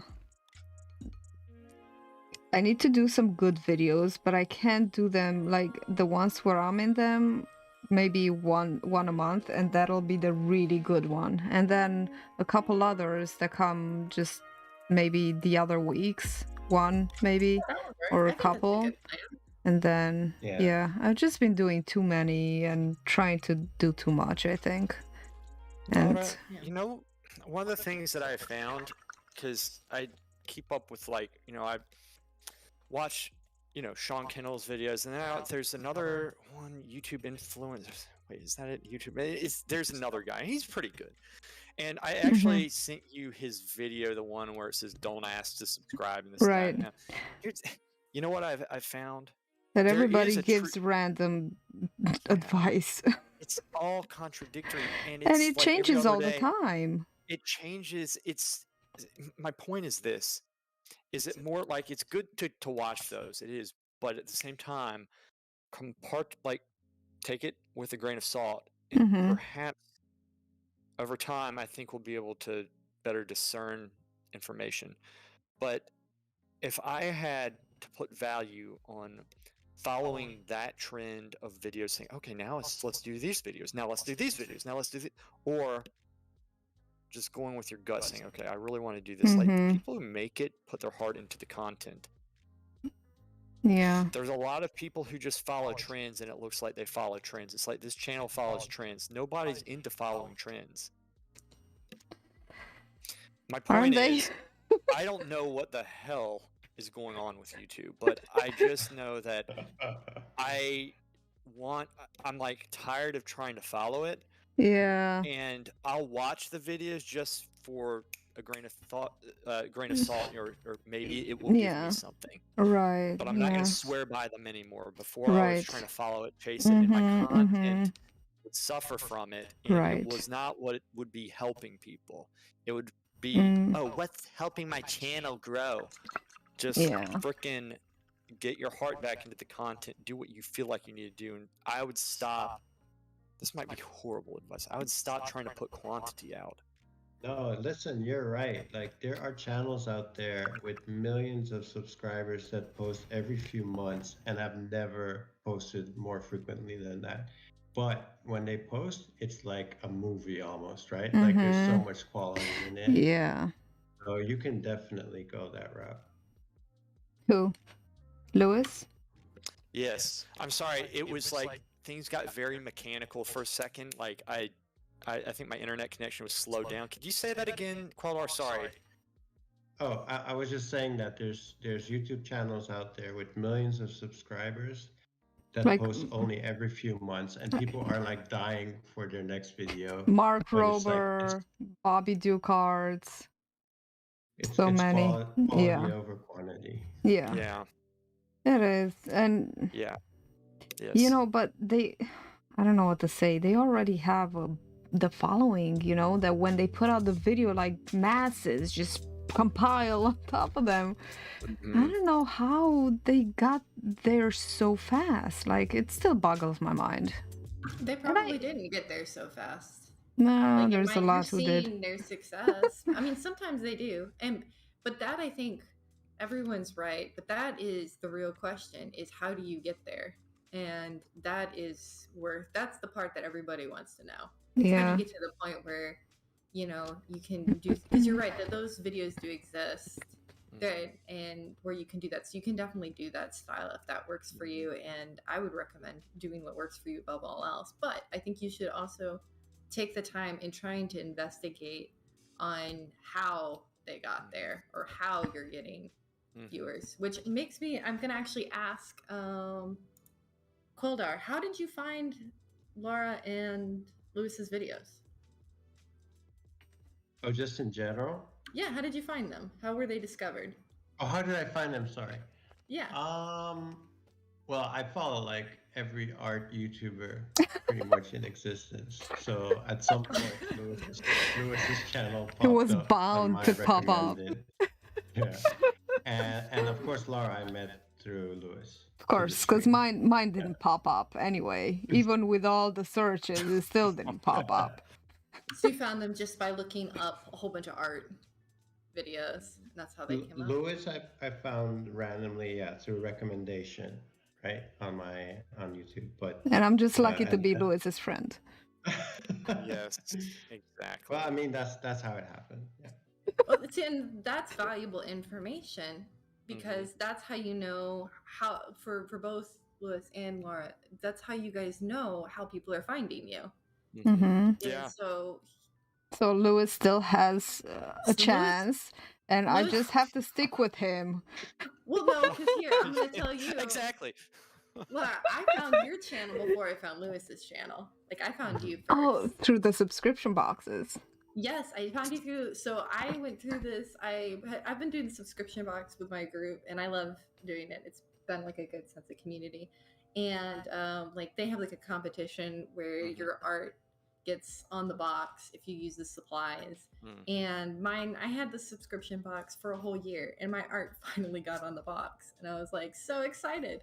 And then I realized, oh my gosh, I can just go on YouTube and I can search Sketchbox, I forgot what month it was, April or something, and watch box opening videos, and then I can get a sneak peek and hear people talk about my art. And it was very satisfying. It's very vain. Not my video. My video was so not satisfying because I was so upset with the supplies in the box that I didn't even bring up the art on the box. I felt so bad after I met you that I didn't even mention it. But what happened was, so that's how I found you, Laura. And then I watched that I didn't watch the whole stream because it was a live, but I found it, and because I was like searching for it. But then I looked at your other videos, and you had a video before that of you opening the previous month's box, and you were talking about how you were canceling it because their customer service sucks so bad. And I just really I was feeling very emotional because I got this box, and this was also part of the reason why I was looking at everybody's box opening videos, is because this was going to be the box with my art on it, but it was stuck in the mail for like weeks. So everybody else had the box before I did, and it not stuck me. so much. And you had the same problem happen to you with the previous box, and I was like, and your voice was just so calming and grounded. And you just seemed very, like, your personality really shone through in that video of just being like, I don't know, like. See, and I wasn't even in the video. My face wasn't in it. It was just, I was reading the letter. Yeah, you're reading your letter, but it was just very personal. And that's how you were in it. And I really connected to that. And so then I followed you on everything. Then I started doing all your live streams. And then I found Lewis, and I was like, oh my gosh. He's a great painter, but personality is not there. Just empty shell, empty suit. And that's how I found you. That's the origin story. That's cool. So see, Lewis, I listened to Sean Cannell, and I did the thing with the product thing because I thought that did work. Because my videos weren't really that, and I'm like, well, if I get a subscription box, and I was researching, I'm like, well, they rank high. Maybe if I get, maybe more people will find my channel, you know. So that's why I started the subscription boxes, just for getting more viewers, and of course for the art supplies, but mainly to grow my channel. And Yeah. you know, It's I got smart. yeah, If you look at the other channels that do subscription boxes, I don't know if anybody else watches those. I do. But they have like, you'll see their videos. The videos where they open the box, they get like 400, 500 views. Like right Yes. away. And then their other Mhm. videos, their normal videos, they have like 50 views. Yeah, me too. Me too. Huh. Yep, for sure. Or products, just reviews. I also review Printful and Printify versus It's or actually very just some smart, yeah. Printify booths because I have, you know, for merch for my website and business, and I review those booths. Those booths also the you know, analytics curve still goes up because people are still researching.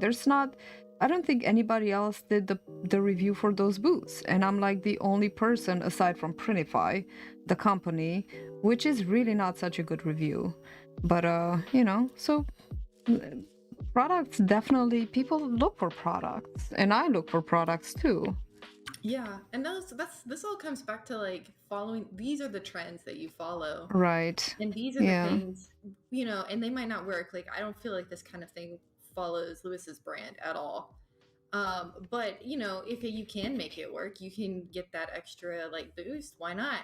You know, to like pay attention to those things. And you might meet people who like your personality. Like, you use products. Why wouldn't you make a video about why I use this brand of paints, or what Those are the kind videos I of look for what sure. kind of Mm. oil, what can I mix my oil paints with, or what is the reason for oil outs, or what do I oil out my paintings with, or something that it's like a product. The best brushes for oil painting, or Mhm. you know, stuff like that, because those things Yeah. you use, and why wouldn't you do that? Yeah. It's a good That's a idea. good point. Yeah, it's a very good idea. I watched so many watercolor videos to figure out what the best watercolors were. Like, so many. So yeah, that definitely works. You're right on point, Lara. Which Uh, is it? as always. What Which did- watercolor is the best? Oh, White Knights. really? I've never heard of them. They're, my opinion. I mean, the best. If it depends, is price a factor in what you're looking for? Because you follow Hamrip too, right? I don't think so. Yeah, the Maybe I do. Filipina. White I think so. Knights. Huh. Who? Never. What? Whose name was it? Oh, Ham Rib. Yes, I do. Yes. Hamrip. Hamrip. Yeah. Yeah. Yeah. She uses White Knights. Yeah. She uses a lot of gouache. Gosh. Gouache. She's do really gouache. nice to watch too. Yeah, she's a calming voice. I think that's another trend in the art community, is having a calming voice. Hmm. Her channel blew up fast, by the way. Yeah, she's real good. Hmm. Screw her. Who is this? She did her first oil painting just recently. You could go in and critique it and ruin her life. Who is this? Ham do Rib. Wait, say that again. Ham, HAMRIB. R.I.B. Ham rib art. Yeah. All right, let's Yeah. She see. did a self-portrait and oil painting, and it was her first time. She was going through the process cool. of learning how to do it. Those are like real helpful to me, is people trying something for the first time. Yeah. Oh yeah, because That's pretty I cool. I want to make my first oil painting video too. I would definitely enjoy and watch. Ham rib. Yeah, I think you're right on track. Like, product reviews are really big. Those are big in the Mhm. beauty industry because it's a way that, like, when it comes to purchasing Yeah, things, you don't yeah. want to try everything out. Right. You'll Yeah. turn. That is one of the things that I'll do. I'll turn to videos to try to find out if that Mhm. product is worth it. So that's See, definitely a great yeah. idea, and that's Yeah. also what you sponsors, because then they'll see that you do product reviews. and Totally. they'll want Totally. her thumbnails are very attractive to click on, and they're Mhm. all very similar. It's a trend. You could pick hers out of 20. If she put 3 in, you'd be able to say these 3 are hers. Mhm. Mhm. I'll have to check her out now. And it works very good, I think, too. Especially, I mean, for starting oil painting is really good. I mean, she's not bad. She has Yes. skill as an illustrator. She has skills. Well, that's the thing, that if you're a pretty good That's very artist, good. you can pretty much any what do you call it, art material that you use is gonna look pretty good in your hands. Yes. I mean, of course, I'm picking up technical difficulties, and it's just some amateur, mistakes. Especially with the production or the representation of these videos. But besides that, it's pretty good. It's pretty good. Pretty good. Is that your professional opinion, Louis? She only has 122,000 subscribers. She only has that. Oh, That's it. that's So, it. Yeah. She has a Discord too that I'm part of. Yeah. oh, wow. Yeah. It's really nice. You're betraying muted us, as Clara. well. Oh, sorry. Maybe I should start a Discord. I actually do need to add on to this. What should I add on to it with? Look at her Discord and just copy it. That. Okay. I'm not even kidding. Hers is great. All right. Ribard. Yeah, Do she that. has a link in her videos to her Discord. All right. I don't know if I can send you the link, but they have it all categorized. Like you can post like based on what art you create. It's like a whole community thing. It's really awesome. And yeah, I Infiltrate posted in there. and corrupt from within. Got it. She's really nice because like if you post some things in there, like there's an oil pastel area and that I posted a lot of my stuff because oil pastels tend to be like one of the things I'm good at. Mhm. Which, by the way, Laura, I know Laura, you hate oil pastels. Not anymore. Not anymore. Not anymore. Oh, that's good. Okay, because this is just if I were to be a YouTuber, and I don't think I ever will. So that's why I'm giving this insight. Otherwise, you wouldn't.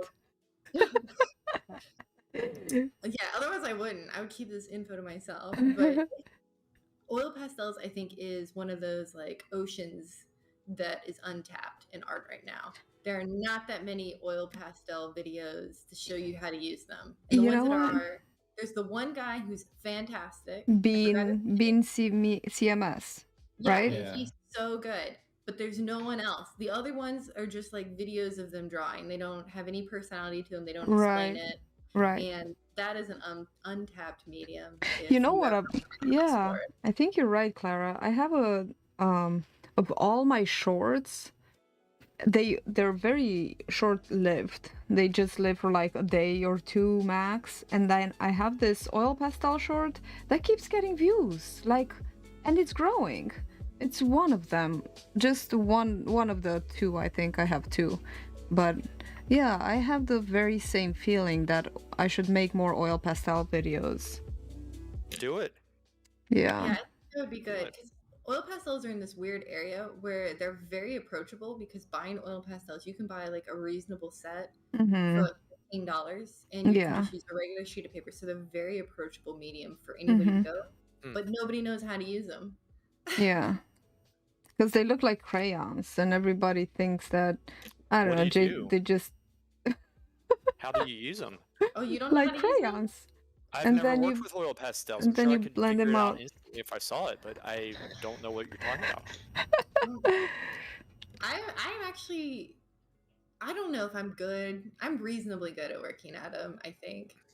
And my strategy might be different than everyone else's. But like my portrait that I have on my picture, not on Discord, but on YouTube, that's done with oil pastels. Your profile picture? Yeah, the picture that I did of myself. I don't Is know. it the one with the Self-portrait. red hair? Your Instagram profile? Yeah, and Okay. my YouTube one. They're the Oh, same. cool. Yeah, I like that one. And so that it is doable to use them. I think there's some technique involved. I'm still learning, so I don't know. But I think that if I were to do videos, I would definitely do that because I think that's an area that needs that is in need. Mm-hmm. Yeah, definitely one of the things that I found with oil pastels is that you need a large area. Like Sketchbox, that's what really annoyed me. They had such a small surface, and those big bulky oil pastels were as thick as a finger, and the paper was like this little tiny canvas, and just do something. Like, what am I supposed to do? A macro of something? and I did something. I was really upset, and then I said, "Screw you." Did you put that in the video?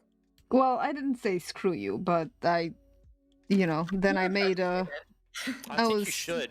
I'm serious. I think you should, if you can pull it off, because people like honesty as long as it's not like The video's called "The reprehensible. Worst Sketchbox for Me," and then I have another one that is called "Goodbye Sketchbox," and that's the one, the candid letter to them, where I say, Yeah. it's addressed to them, like, "Sorry, Sketchbox, your art supplies are awesome, and I've been enjoying them, but your customer service sucks, and there's nobody behind the name that I felt."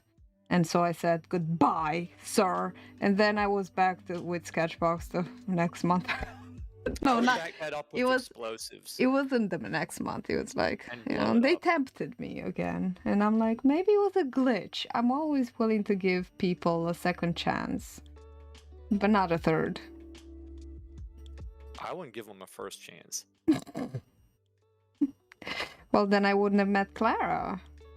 Yeah, it's funny how like your upset videos are the ones that make me find You never know. you know. Yeah. I like them. I have a love-hate relationship with Sketchbox. Our group, we constantly both like appreciate and talk so much smack about Sketchbox in particular. And I don't know. I mean, I appreciate it because it is the thing that facilitated us finding each other.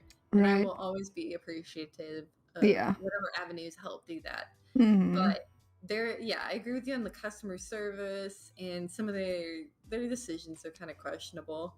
Mhm. And it's not a perfect system. It's something that works well for me because it's been the thing that keeps me doing art. Mhm.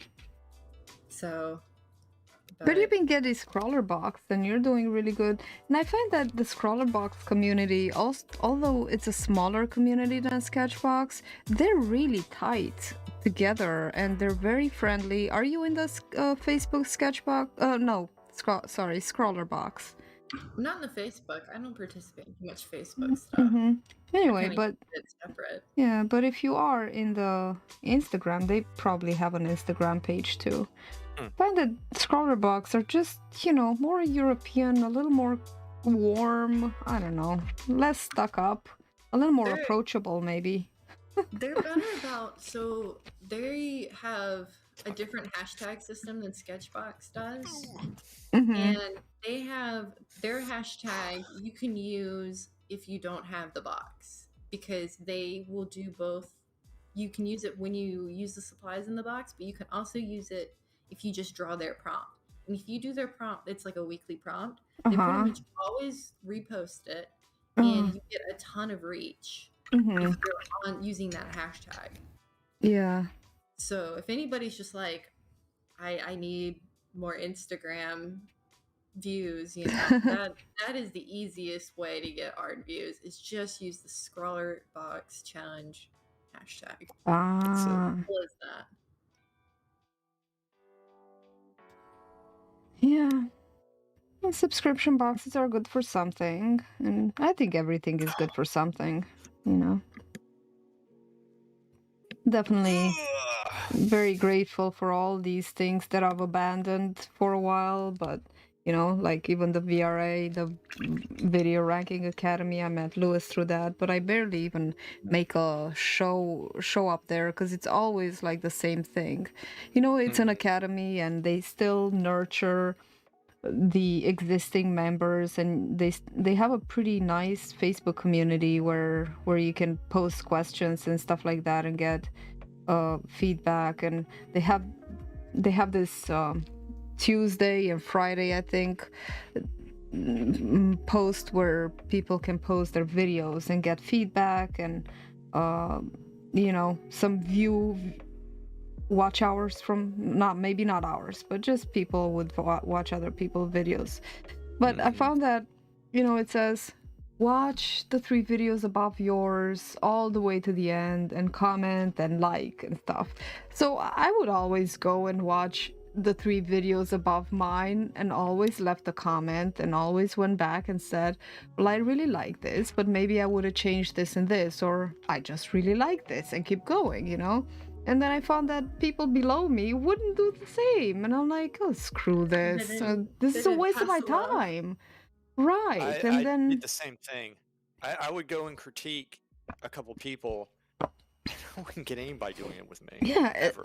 like I did get some, but just it wasn't a fair, trade. And I then got one. I did it several I times. was one of them. Well, that was probably it. so then because they do this enrolling quite often, new people enroll all the time, and I find that the new people are suckier. They follow the rules even less. I'm like, they always give good advice to the newbies, but then the old seasoned guys are just supposed to know what they're doing, and sometimes I don't feel like I know Well, they enough. have the inner circle, which is the Yeah. stuff that you thought you were signing up for. I didn't think I was signing up for that. That's like a personalized one-on-one individual, tutoring. I never thought I Not was. that part of it, not that No. part, but a lot of the information in depth that they go into. If you like, sometimes every once in a while they'll do an inner circle meeting and they'll bring it out. And granted, it's like but they put information out that's the stuff that you signed up for. It is, because it wasn't cheap. I understand personal tutoring. That is something you should have to pay for, especially in something that large. But a lot of their information that they were putting out, and look, again, I like it. It was worth it to me because I didn't know anything, and it taught me Right. the ropes. And a lot of the stuff is viable, and Mhm. it is. And the seven V's, and the 7 things you need to be doing, that is viable. It's totally worth it. I would still recommend this to people. It is. Yeah, definitely. That's And good. it's encouraging, and people who still are in the group and more active than I am, they're probably getting more, but I just don't have the energy and honestly the patience to sit through all the fillers. Like, there's so much fillers. Dude, you don't need to say the same story. Like, I've heard it 100 know. and 1,000 times. I'm so It's a fed up prep. with. A lot of prep. So the thing is, like, I got to the point. It's like this. I'll go into study mode, and that study mode will last a couple weeks to a couple months, and like where I regroup myself, I'll plan out and do those things. Right. Then it comes to a point where you act off it. So Mhm. that's like me. I was like, okay, you're at the point right now where you just need to do it and start making the videos and Right. then get the experience, because they actually said that. They said, look, you're not going to know where you're really going. You can have an idea of where you're going, but once you start doing it, you'll start getting ideas. So Yeah. 20 videos in is when you start making them a little bit better. Mhm. And so I said, okay, I just need to start. And that's what it is. The more you do it, the more ideas you get, and you're able to build on that. Mhm. And so, yeah. And then you might get in a slump, and you might go back to the drawing board for a little bit, go through it, and then return. Like, there's an ebb and flow that you have to pay attention to how how things are going with you, right? That's Mhm. what I found with this. And the same thing in my painting. If you want to talk about it, I wasn't in the stream earlier, but this is slightly off topic, but not really. It's like, procrastination. Mhm.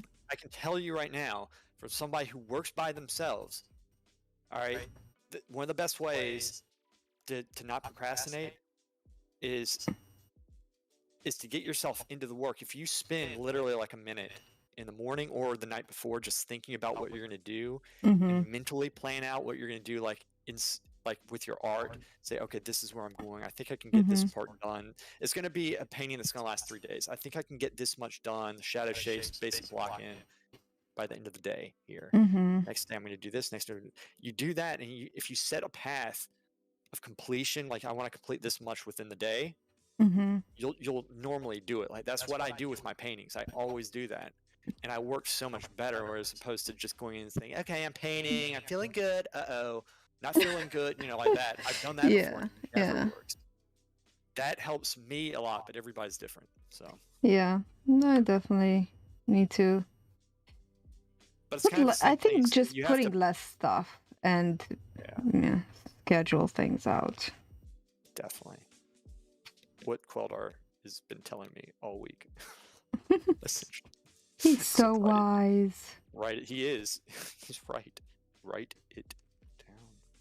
Did you record this, Queldar? Are you still in? He And passed out hi and bye, from Bill. joy that I gave him a compliment. I don't know when Bill dropped it and I didn't see him, but he said, hi, I'm back and I'm out. So, alrighty. Alrighty then. Yeah.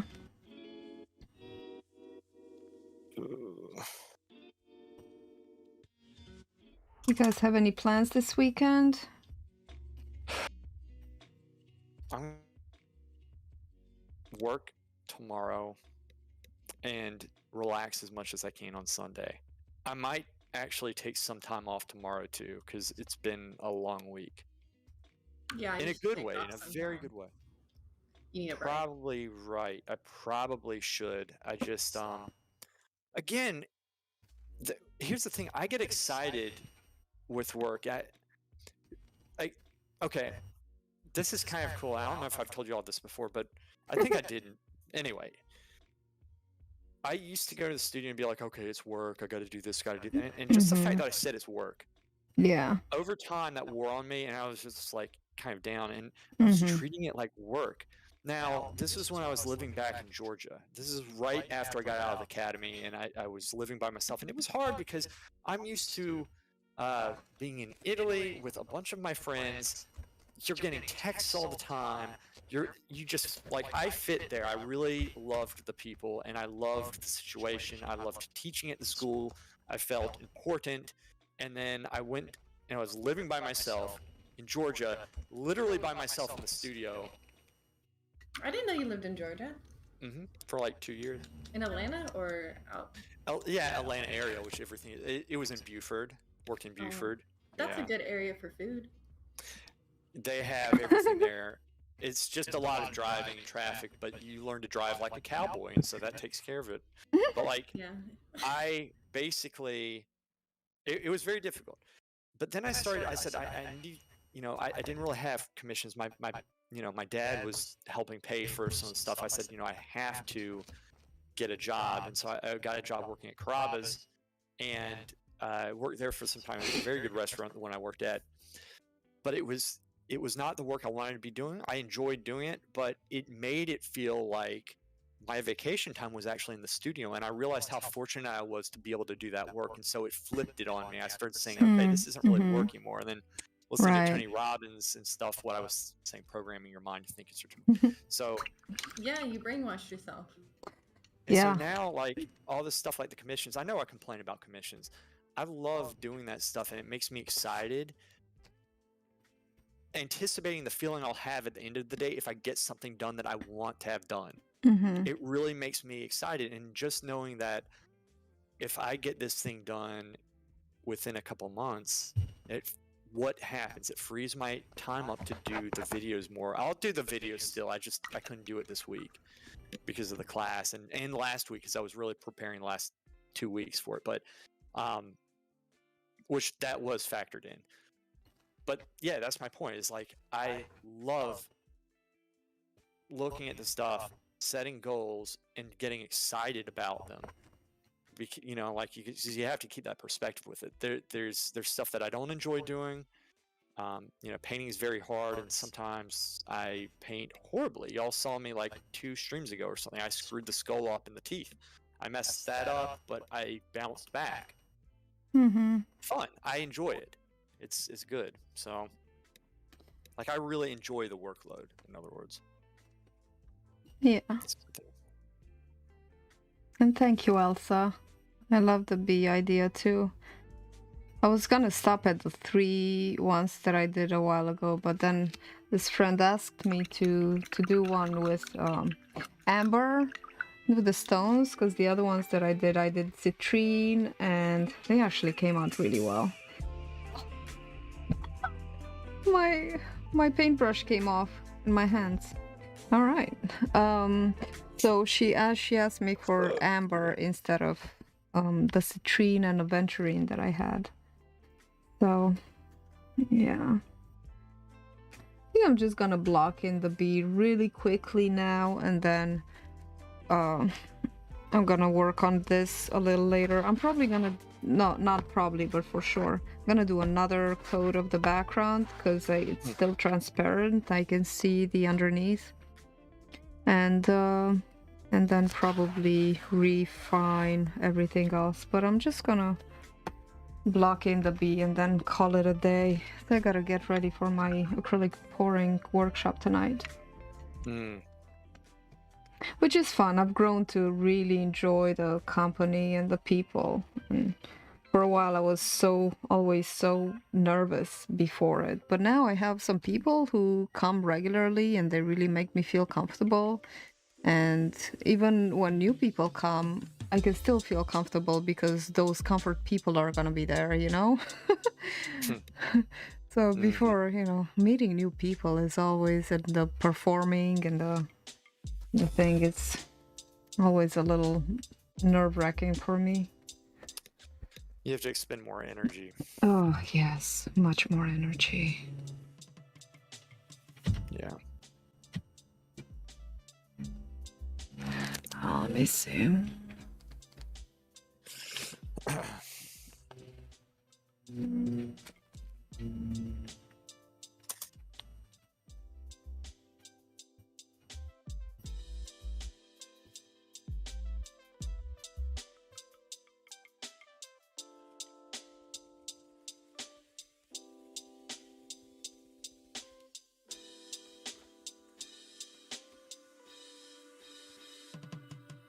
So yeah, I may just letter in the name of the bee and maybe a little description, like a fun fact. That'd be cool if I would say here, Apis mellifera equals, common honeybee, and then here if I would write in some fun facts about a honeybee, like how they fart.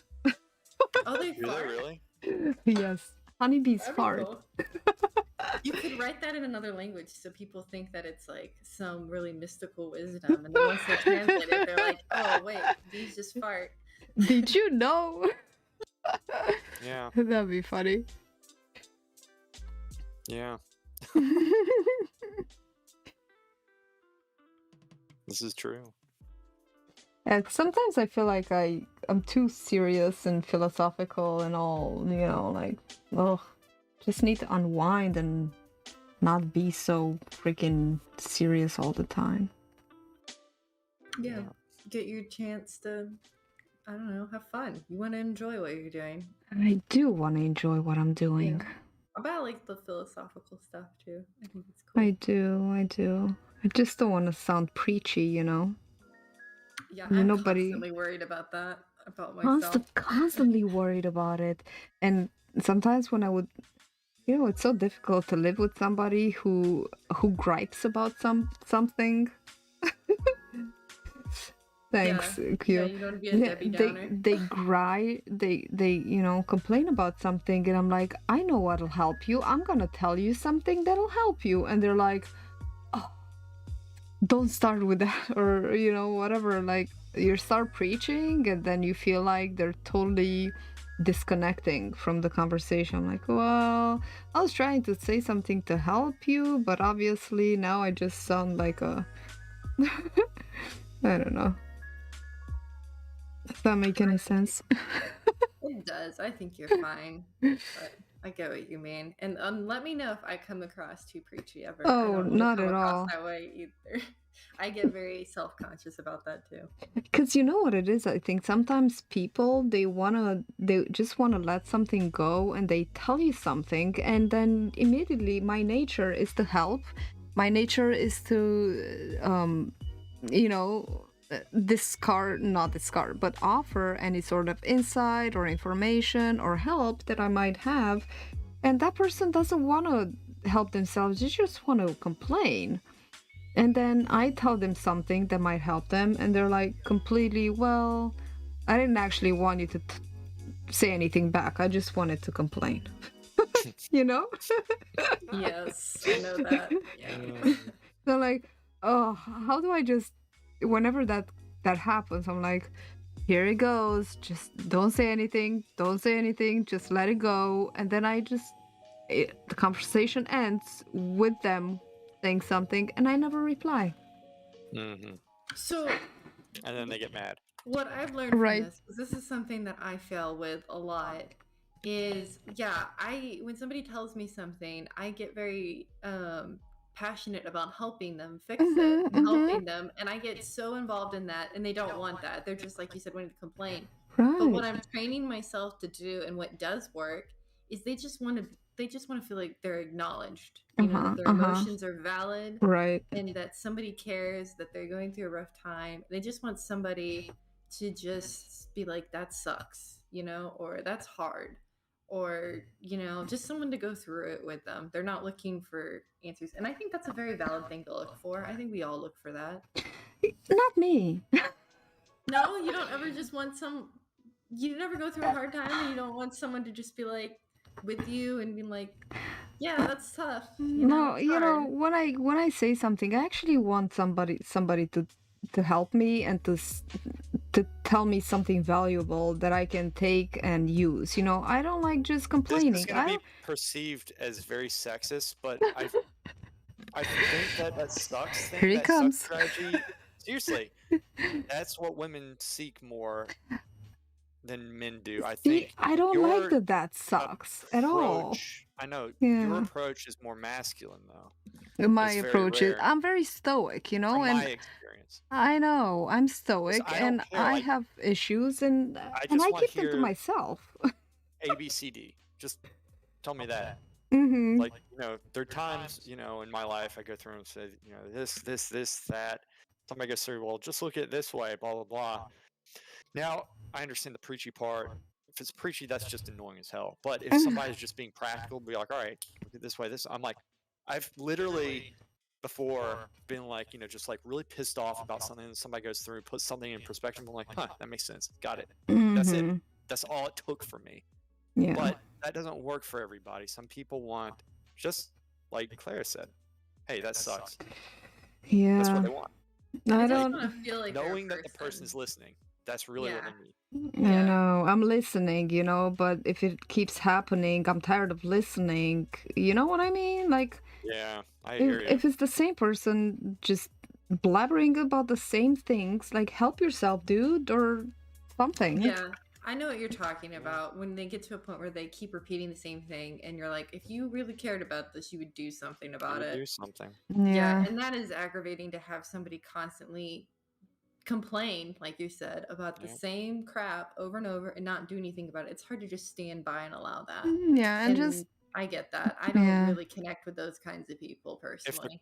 Constantly degrading themselves, and you don't want to see that. And then, you know, even when you say that sucks, you know, here's the thing: it becomes a problem if it's a constant thing that happens for months or weeks, months, or years. If it's always that, and you're just like, and you see the problem very clearly, and it's just they need a kick in the ass to get themselves up and cross that line. That's when it becomes frustrating. Yeah, I can see that. Yeah, like when they constantly complain that they're bad at marketing. I know. People act like such pussies sometimes, and I just don't understand it. Some people.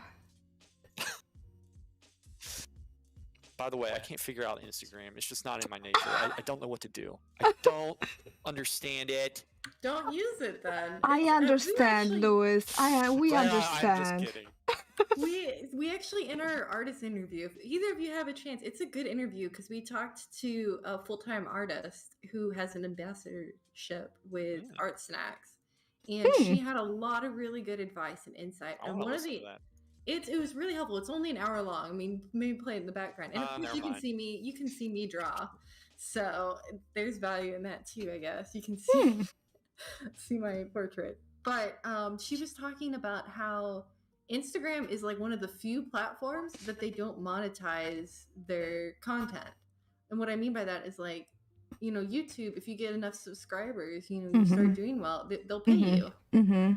And Instagram doesn't. Right. So that's kind of crappy about Instagram and is a reason enough to not use it. Well, the Yeah, reason like- why it's good is because of all the censorship stuff. They can't pull that out. They can't take away people's monetization, but they can get kicked. So I guess it doesn't really matter.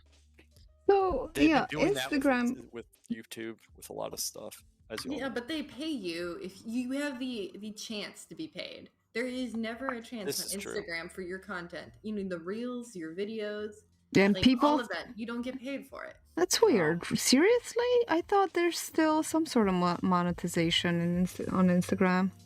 No, it's all for free. But Instagram, I guess, has its benefit. You know, kind of like, I mean, I think Twitter's the same way. There's no monetization in Twitter either, but it gives you the opportunity to build a following kind of better Right. than any other platform. Yeah. Yeah. Twitter and Instagram, that's what they're about, is building a following, building Right. a way to connect with people. But there's no, Yeah. it shouldn't be your end goal, is all I'm saying. Right.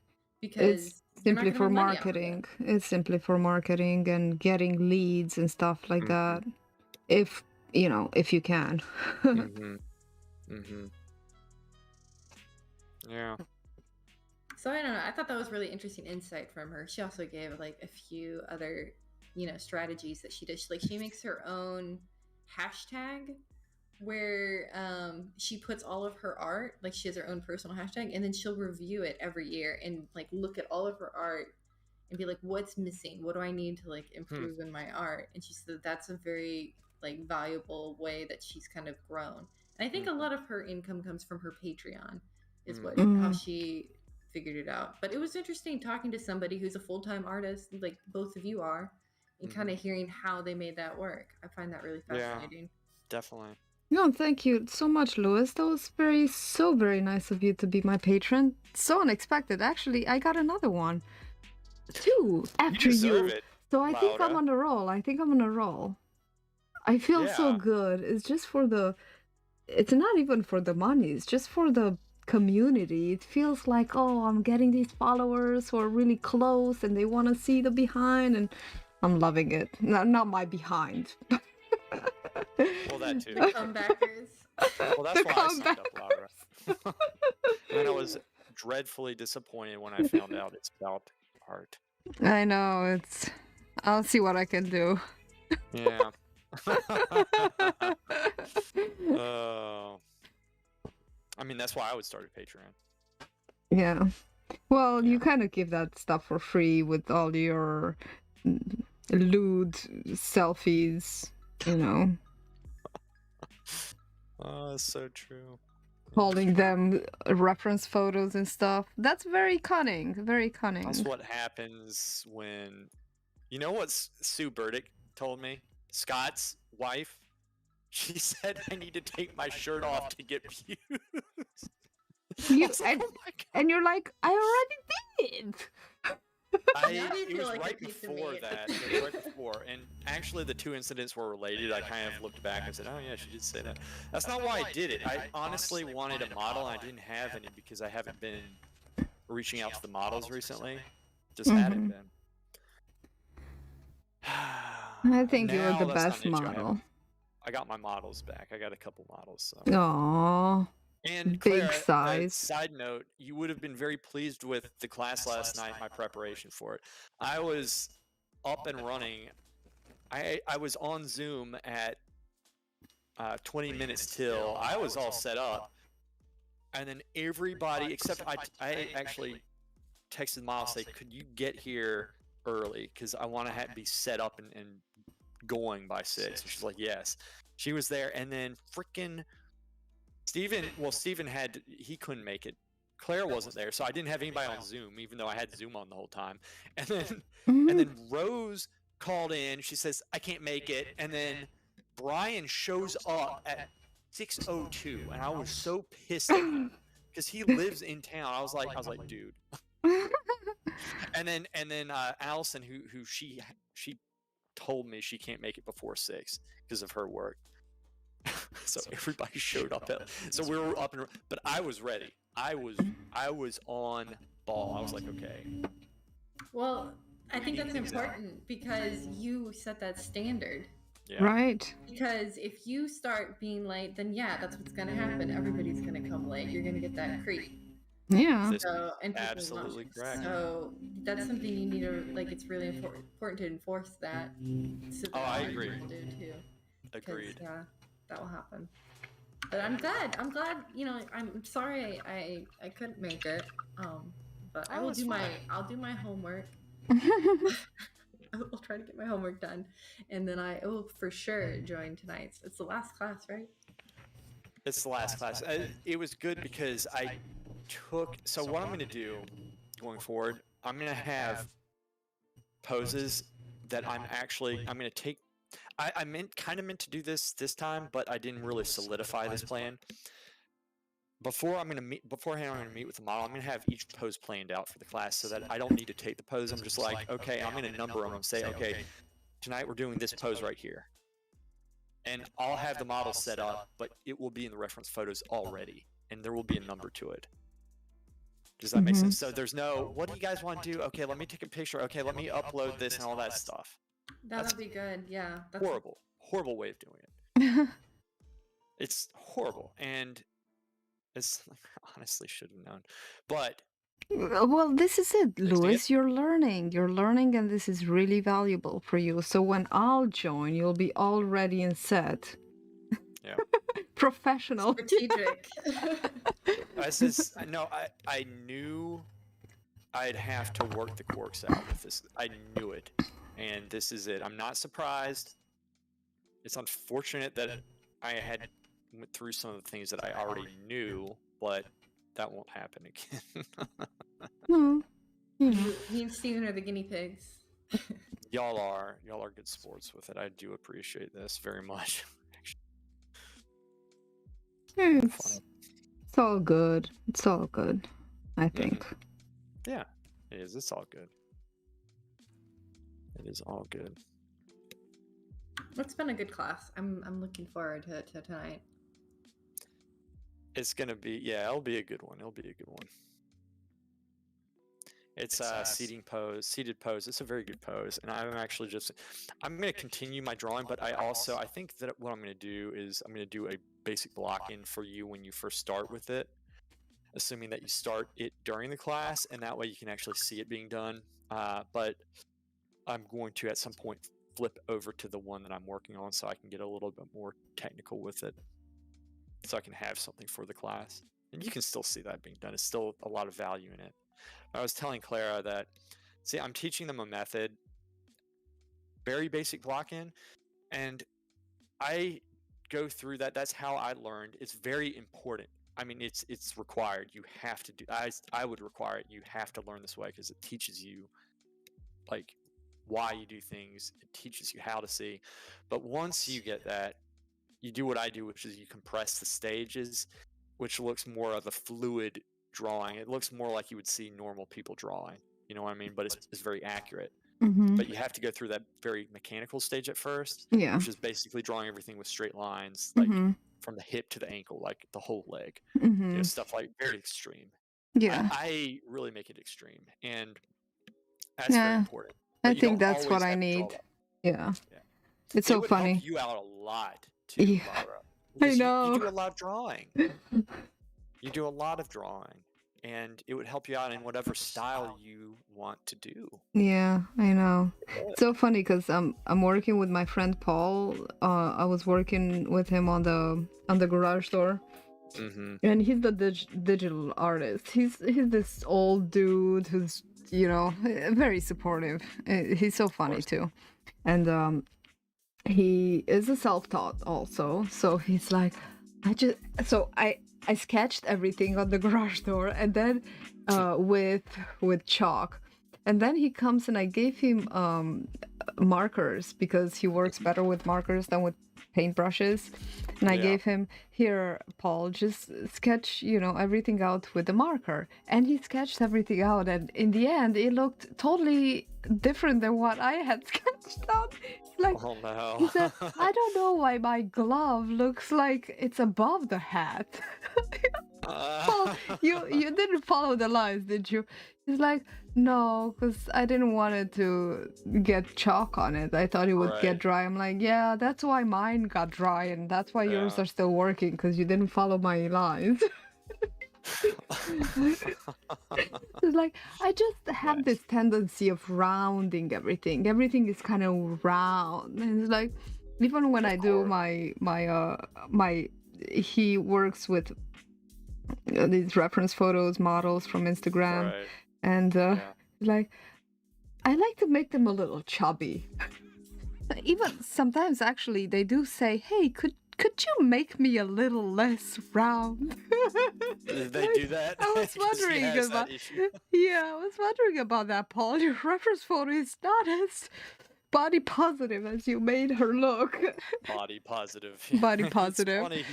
He's He- doing the exact opposite. Normally, people like kind of I idealize. know. He Yeah. does the exact opposite. Maybe it's just a fetish he has or something. Maybe I he can't help think it. I don't so. I think a little bit because consistently he makes his models look fatter than they are because he Does rounds he? everything. Yeah, like but they still compliment him. They still are happy with Of the course. results, and they put the profile pictures, and it's cute. Of course. Yeah. It's really funny. It's so funny though. Mhm. So yeah, I know how it is to round everything by default. Like, That's good. That's good. But yeah, I think the making everything with straight lines would really help for more accurate compositions and body parts. Why is it good to draw with straight lines, Clara? Test. This is I'm putting you on the spot. Why is it good to draw? Because Mhm. you're basically mapping out the form. It allows you to more quickly and easily see what is correct and what isn't, because true. you're mapping it out and simplifying it basically.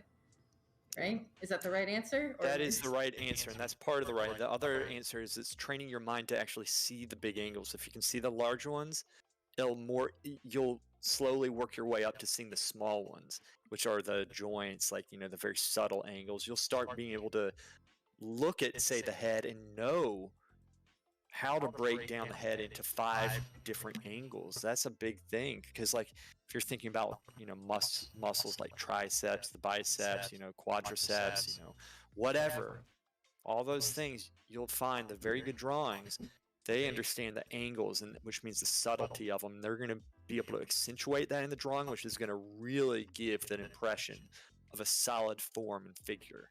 And that's why people love those drawings. They understand the subtlety behind it. That's subtle angles. But first, you have to start with big ones. So, your bee, the petals, all this stuff, you'd put form into it that would make it pop in just the contour. Not to, that's just the contour. And then it goes into the inside lines and stuff, a bunch of other things. It's invaluable. yeah, I knew that. I meant to say that. She did level. She's not used to articulating. I put you on the spot because it helps being asked questions and to solidify it in your head. So. Hey, Kale. Yeah. Hey, All for buddy. my benefit. Oh no. Got a dog in my lap. Okay. Aw. You'll see him in a second. Oh, don't Is he lick me. feeling better? Oh, he's feeling better. Yeah, he's feeling much better. I don't know what that was. Sometimes Scott, he eats something off the floor and I don't know. Who can tell with dogs? Well, Always something. Oh, I see him now in the video. yeah. Hi, Kale. Oh, That's a cute He dog. looks much happier. Yeah, he had a very upset face last time. yeah, he's much happier now. That's a cute dog. He's the best little yogi dog. He always stretches when I stretch. He's so loving. He's kind of like a cat a little bit, only more loving. Dogs are the best. My cats are very loving. I cuddled them earlier this morning. I promise you, they're loving. Yeah. Oh, look, he put his paw on my painting. Yeah, get your... And now his head. Oh, I need to send you the picture of my cat. When I was doing my drawings for Lewis's course here, I'll put it in the chat. Oh yeah. That was a really cute cat. You're staring. I don't know if cats like me. I always get scratched by them. I like You hit it once. cats. Yeah. I don't know. Yeah. Oh, I almost dipped my paintbrush in my teacup. Oh, I do that all the time. And then you still drink it? Do you still drink it? Be honest. Depends. It depends how much. How much I dipped in there, I and know. how much I want to drink. That if it's like a really nice tea that I was gonna make tea. Dang, now I'm gonna make tea. I'm gonna post this picture and I'll make some tea.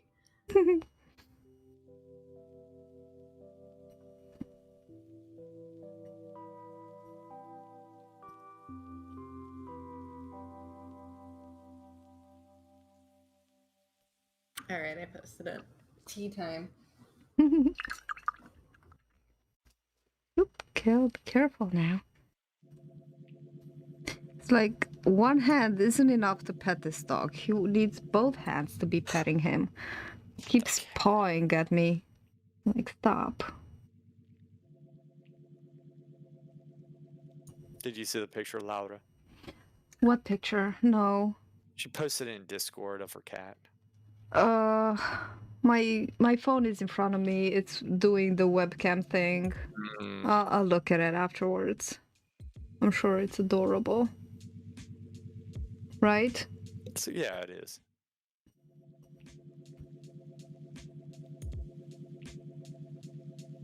What color is it?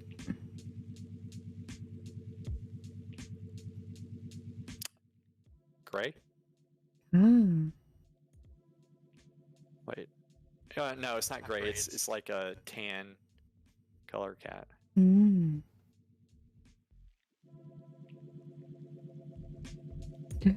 Do you see this dog? His head is on my painting. Yep. Is it dry there or is it wet? It's dry. It's dry. That's really funny. He always puts his head on whatever I'm working on. Oh, I see it. My water is not heated up, so I have to heat up my water. I realize that. In a second, I gotta run a couple errands and I gotta get back and paint. Yeah, I need to get back to work. I've been still working on the call, but I need to kind of be more focused. Yeah, I'm gonna be ending this pretty shortly because I'm almost done with logging it in, and then gotta make some paints for the workshop tonight. Mm-hmm. So, yeah, still be on for a couple more minutes. Just want to finish this up. Cool.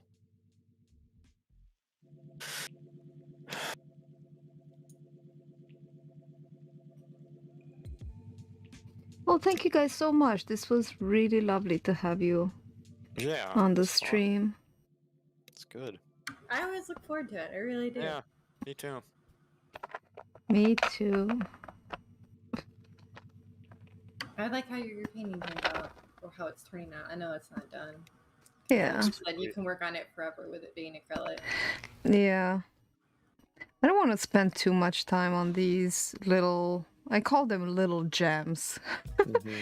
But the other one with the hexagons and the jar, oh my god, I am just so amazed how well that came out. Like the bees got all those little hairs and oh, just really beautiful.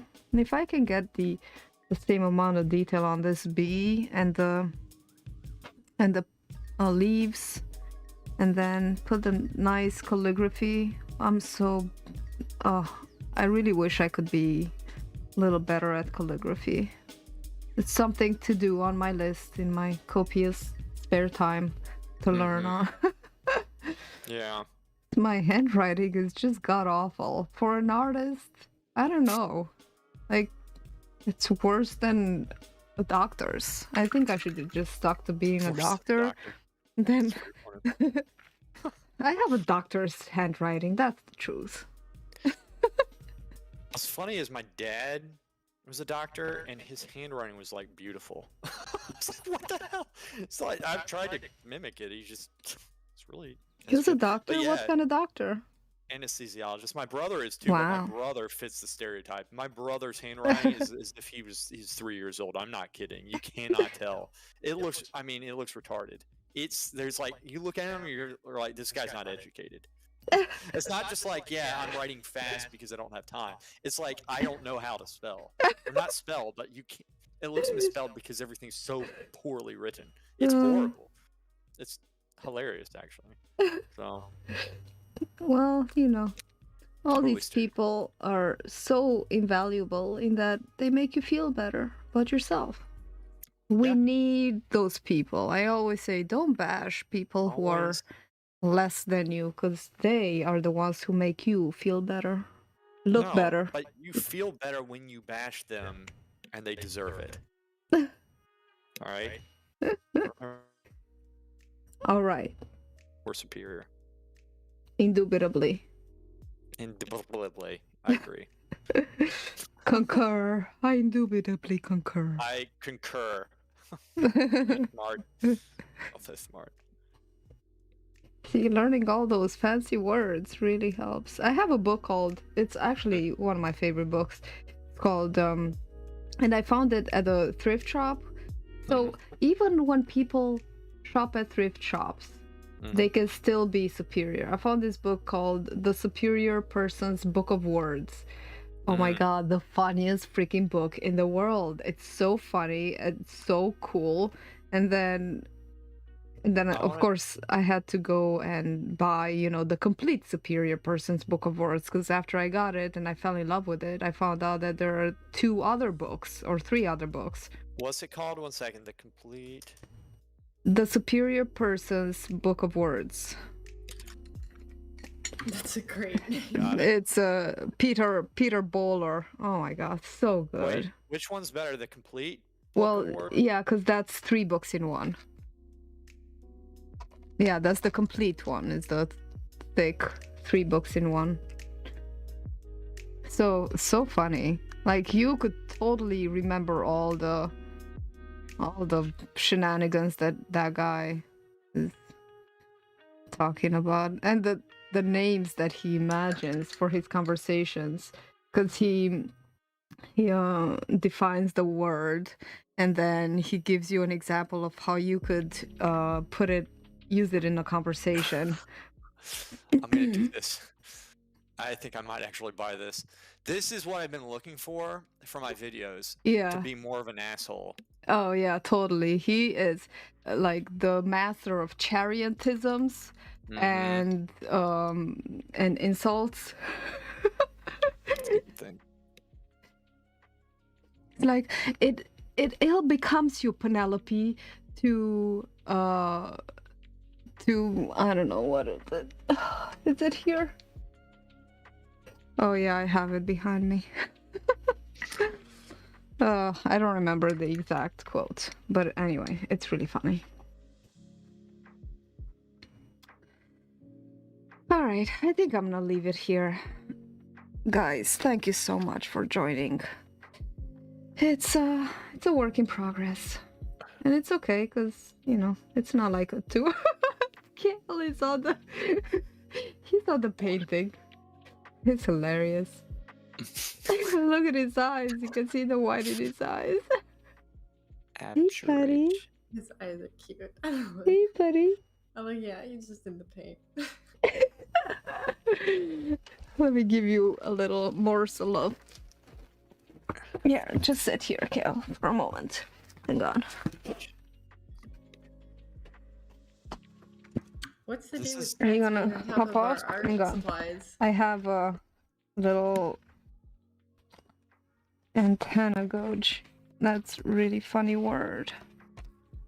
There's some good words in here. Alright, are you fitting my headphones? Okay. Where is it?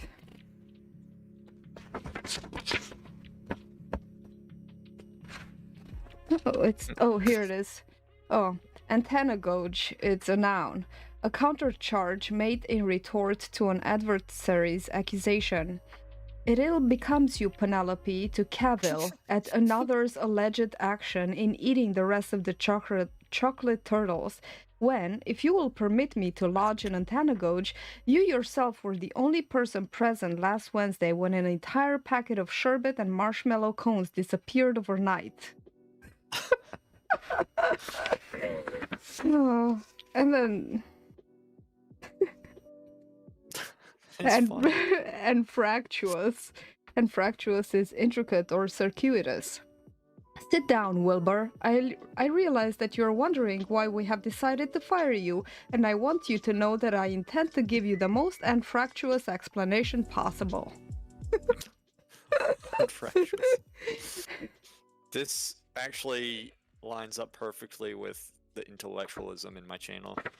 I know, it's so good. Like, this is the funniest. It's good. It's good. It's definitely good. And it also has really interesting information too.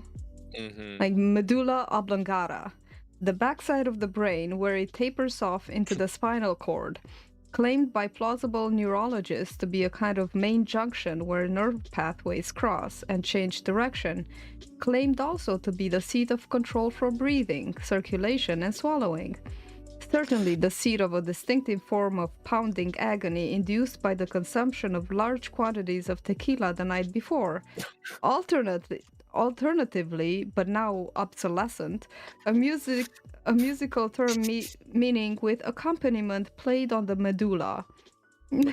The medulla was a specially muted lute developed in the 16th century by the notoriously underhanded troubadour Felix von Forteville, from whose name comes our word furtive. You know. That was from The Waterboy too. Did y'all see that movie with Adam Sandler back in the day? It was a long time ago. Back in the day, yeah. It was like the medulla oblongata. Here's one of the funniest ones. You can see that I outlined Markin. Of course I go for the dirtiest things. Markin is a pubic wig for women, or to quote Gross's Dictionary of the Vulgar Tongue, counterfeit hair for women's privy parts. Do not ask the author to explain this. The lexicographer's duty is merely to record. To others remains it to remark with Ambrose Bierce, can such things be?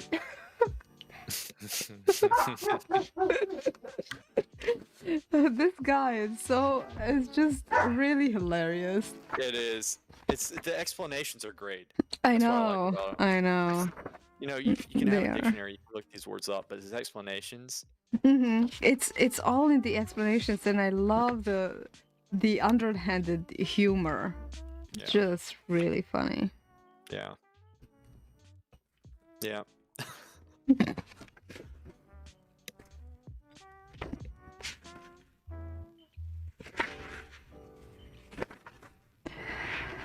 All right.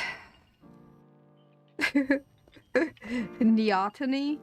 You guys know what neoteny is? No. Neoteny is a noun, an indefinite prolongation of the period of immaturity with the retention of infantile or juvenile qualities into adulthood. Classic condition of the sports commentator, the lexicographer, and of course, the school teacher. I never told my father-in-law this. He's a school teacher, and he's totally... You should. Yeah. All right. Well, thank you guys for joining me today. I can sit all day and just louder. read you the dictionary. Those things. The Yeah, superior exactly. person's book of words. Exactly. But I'm sure everybody's got stuff to do and go on your. Yeah, I've been doing work. Yeah, too. Good. Well, you were very kind to hang out with me, nonetheless. So, Always a problem. pleasure. yeah, I think anytime. I'm just gonna work on this next Friday. So, yeah. you guys Yeah, are by up for then- that. By then you'll have your calligraphy in order. I might. All right. Well, without further ado, you guys have yourself a lovely weekend, and You're too loud, I'll catch you Clara. next Tuesday for Lewis's stream. Definitely. It's good talking with you guys. Very Women, good. ladies. Always a pleasure. Bye. All right. I'll see Love you. you. Bye. Bye. Bye.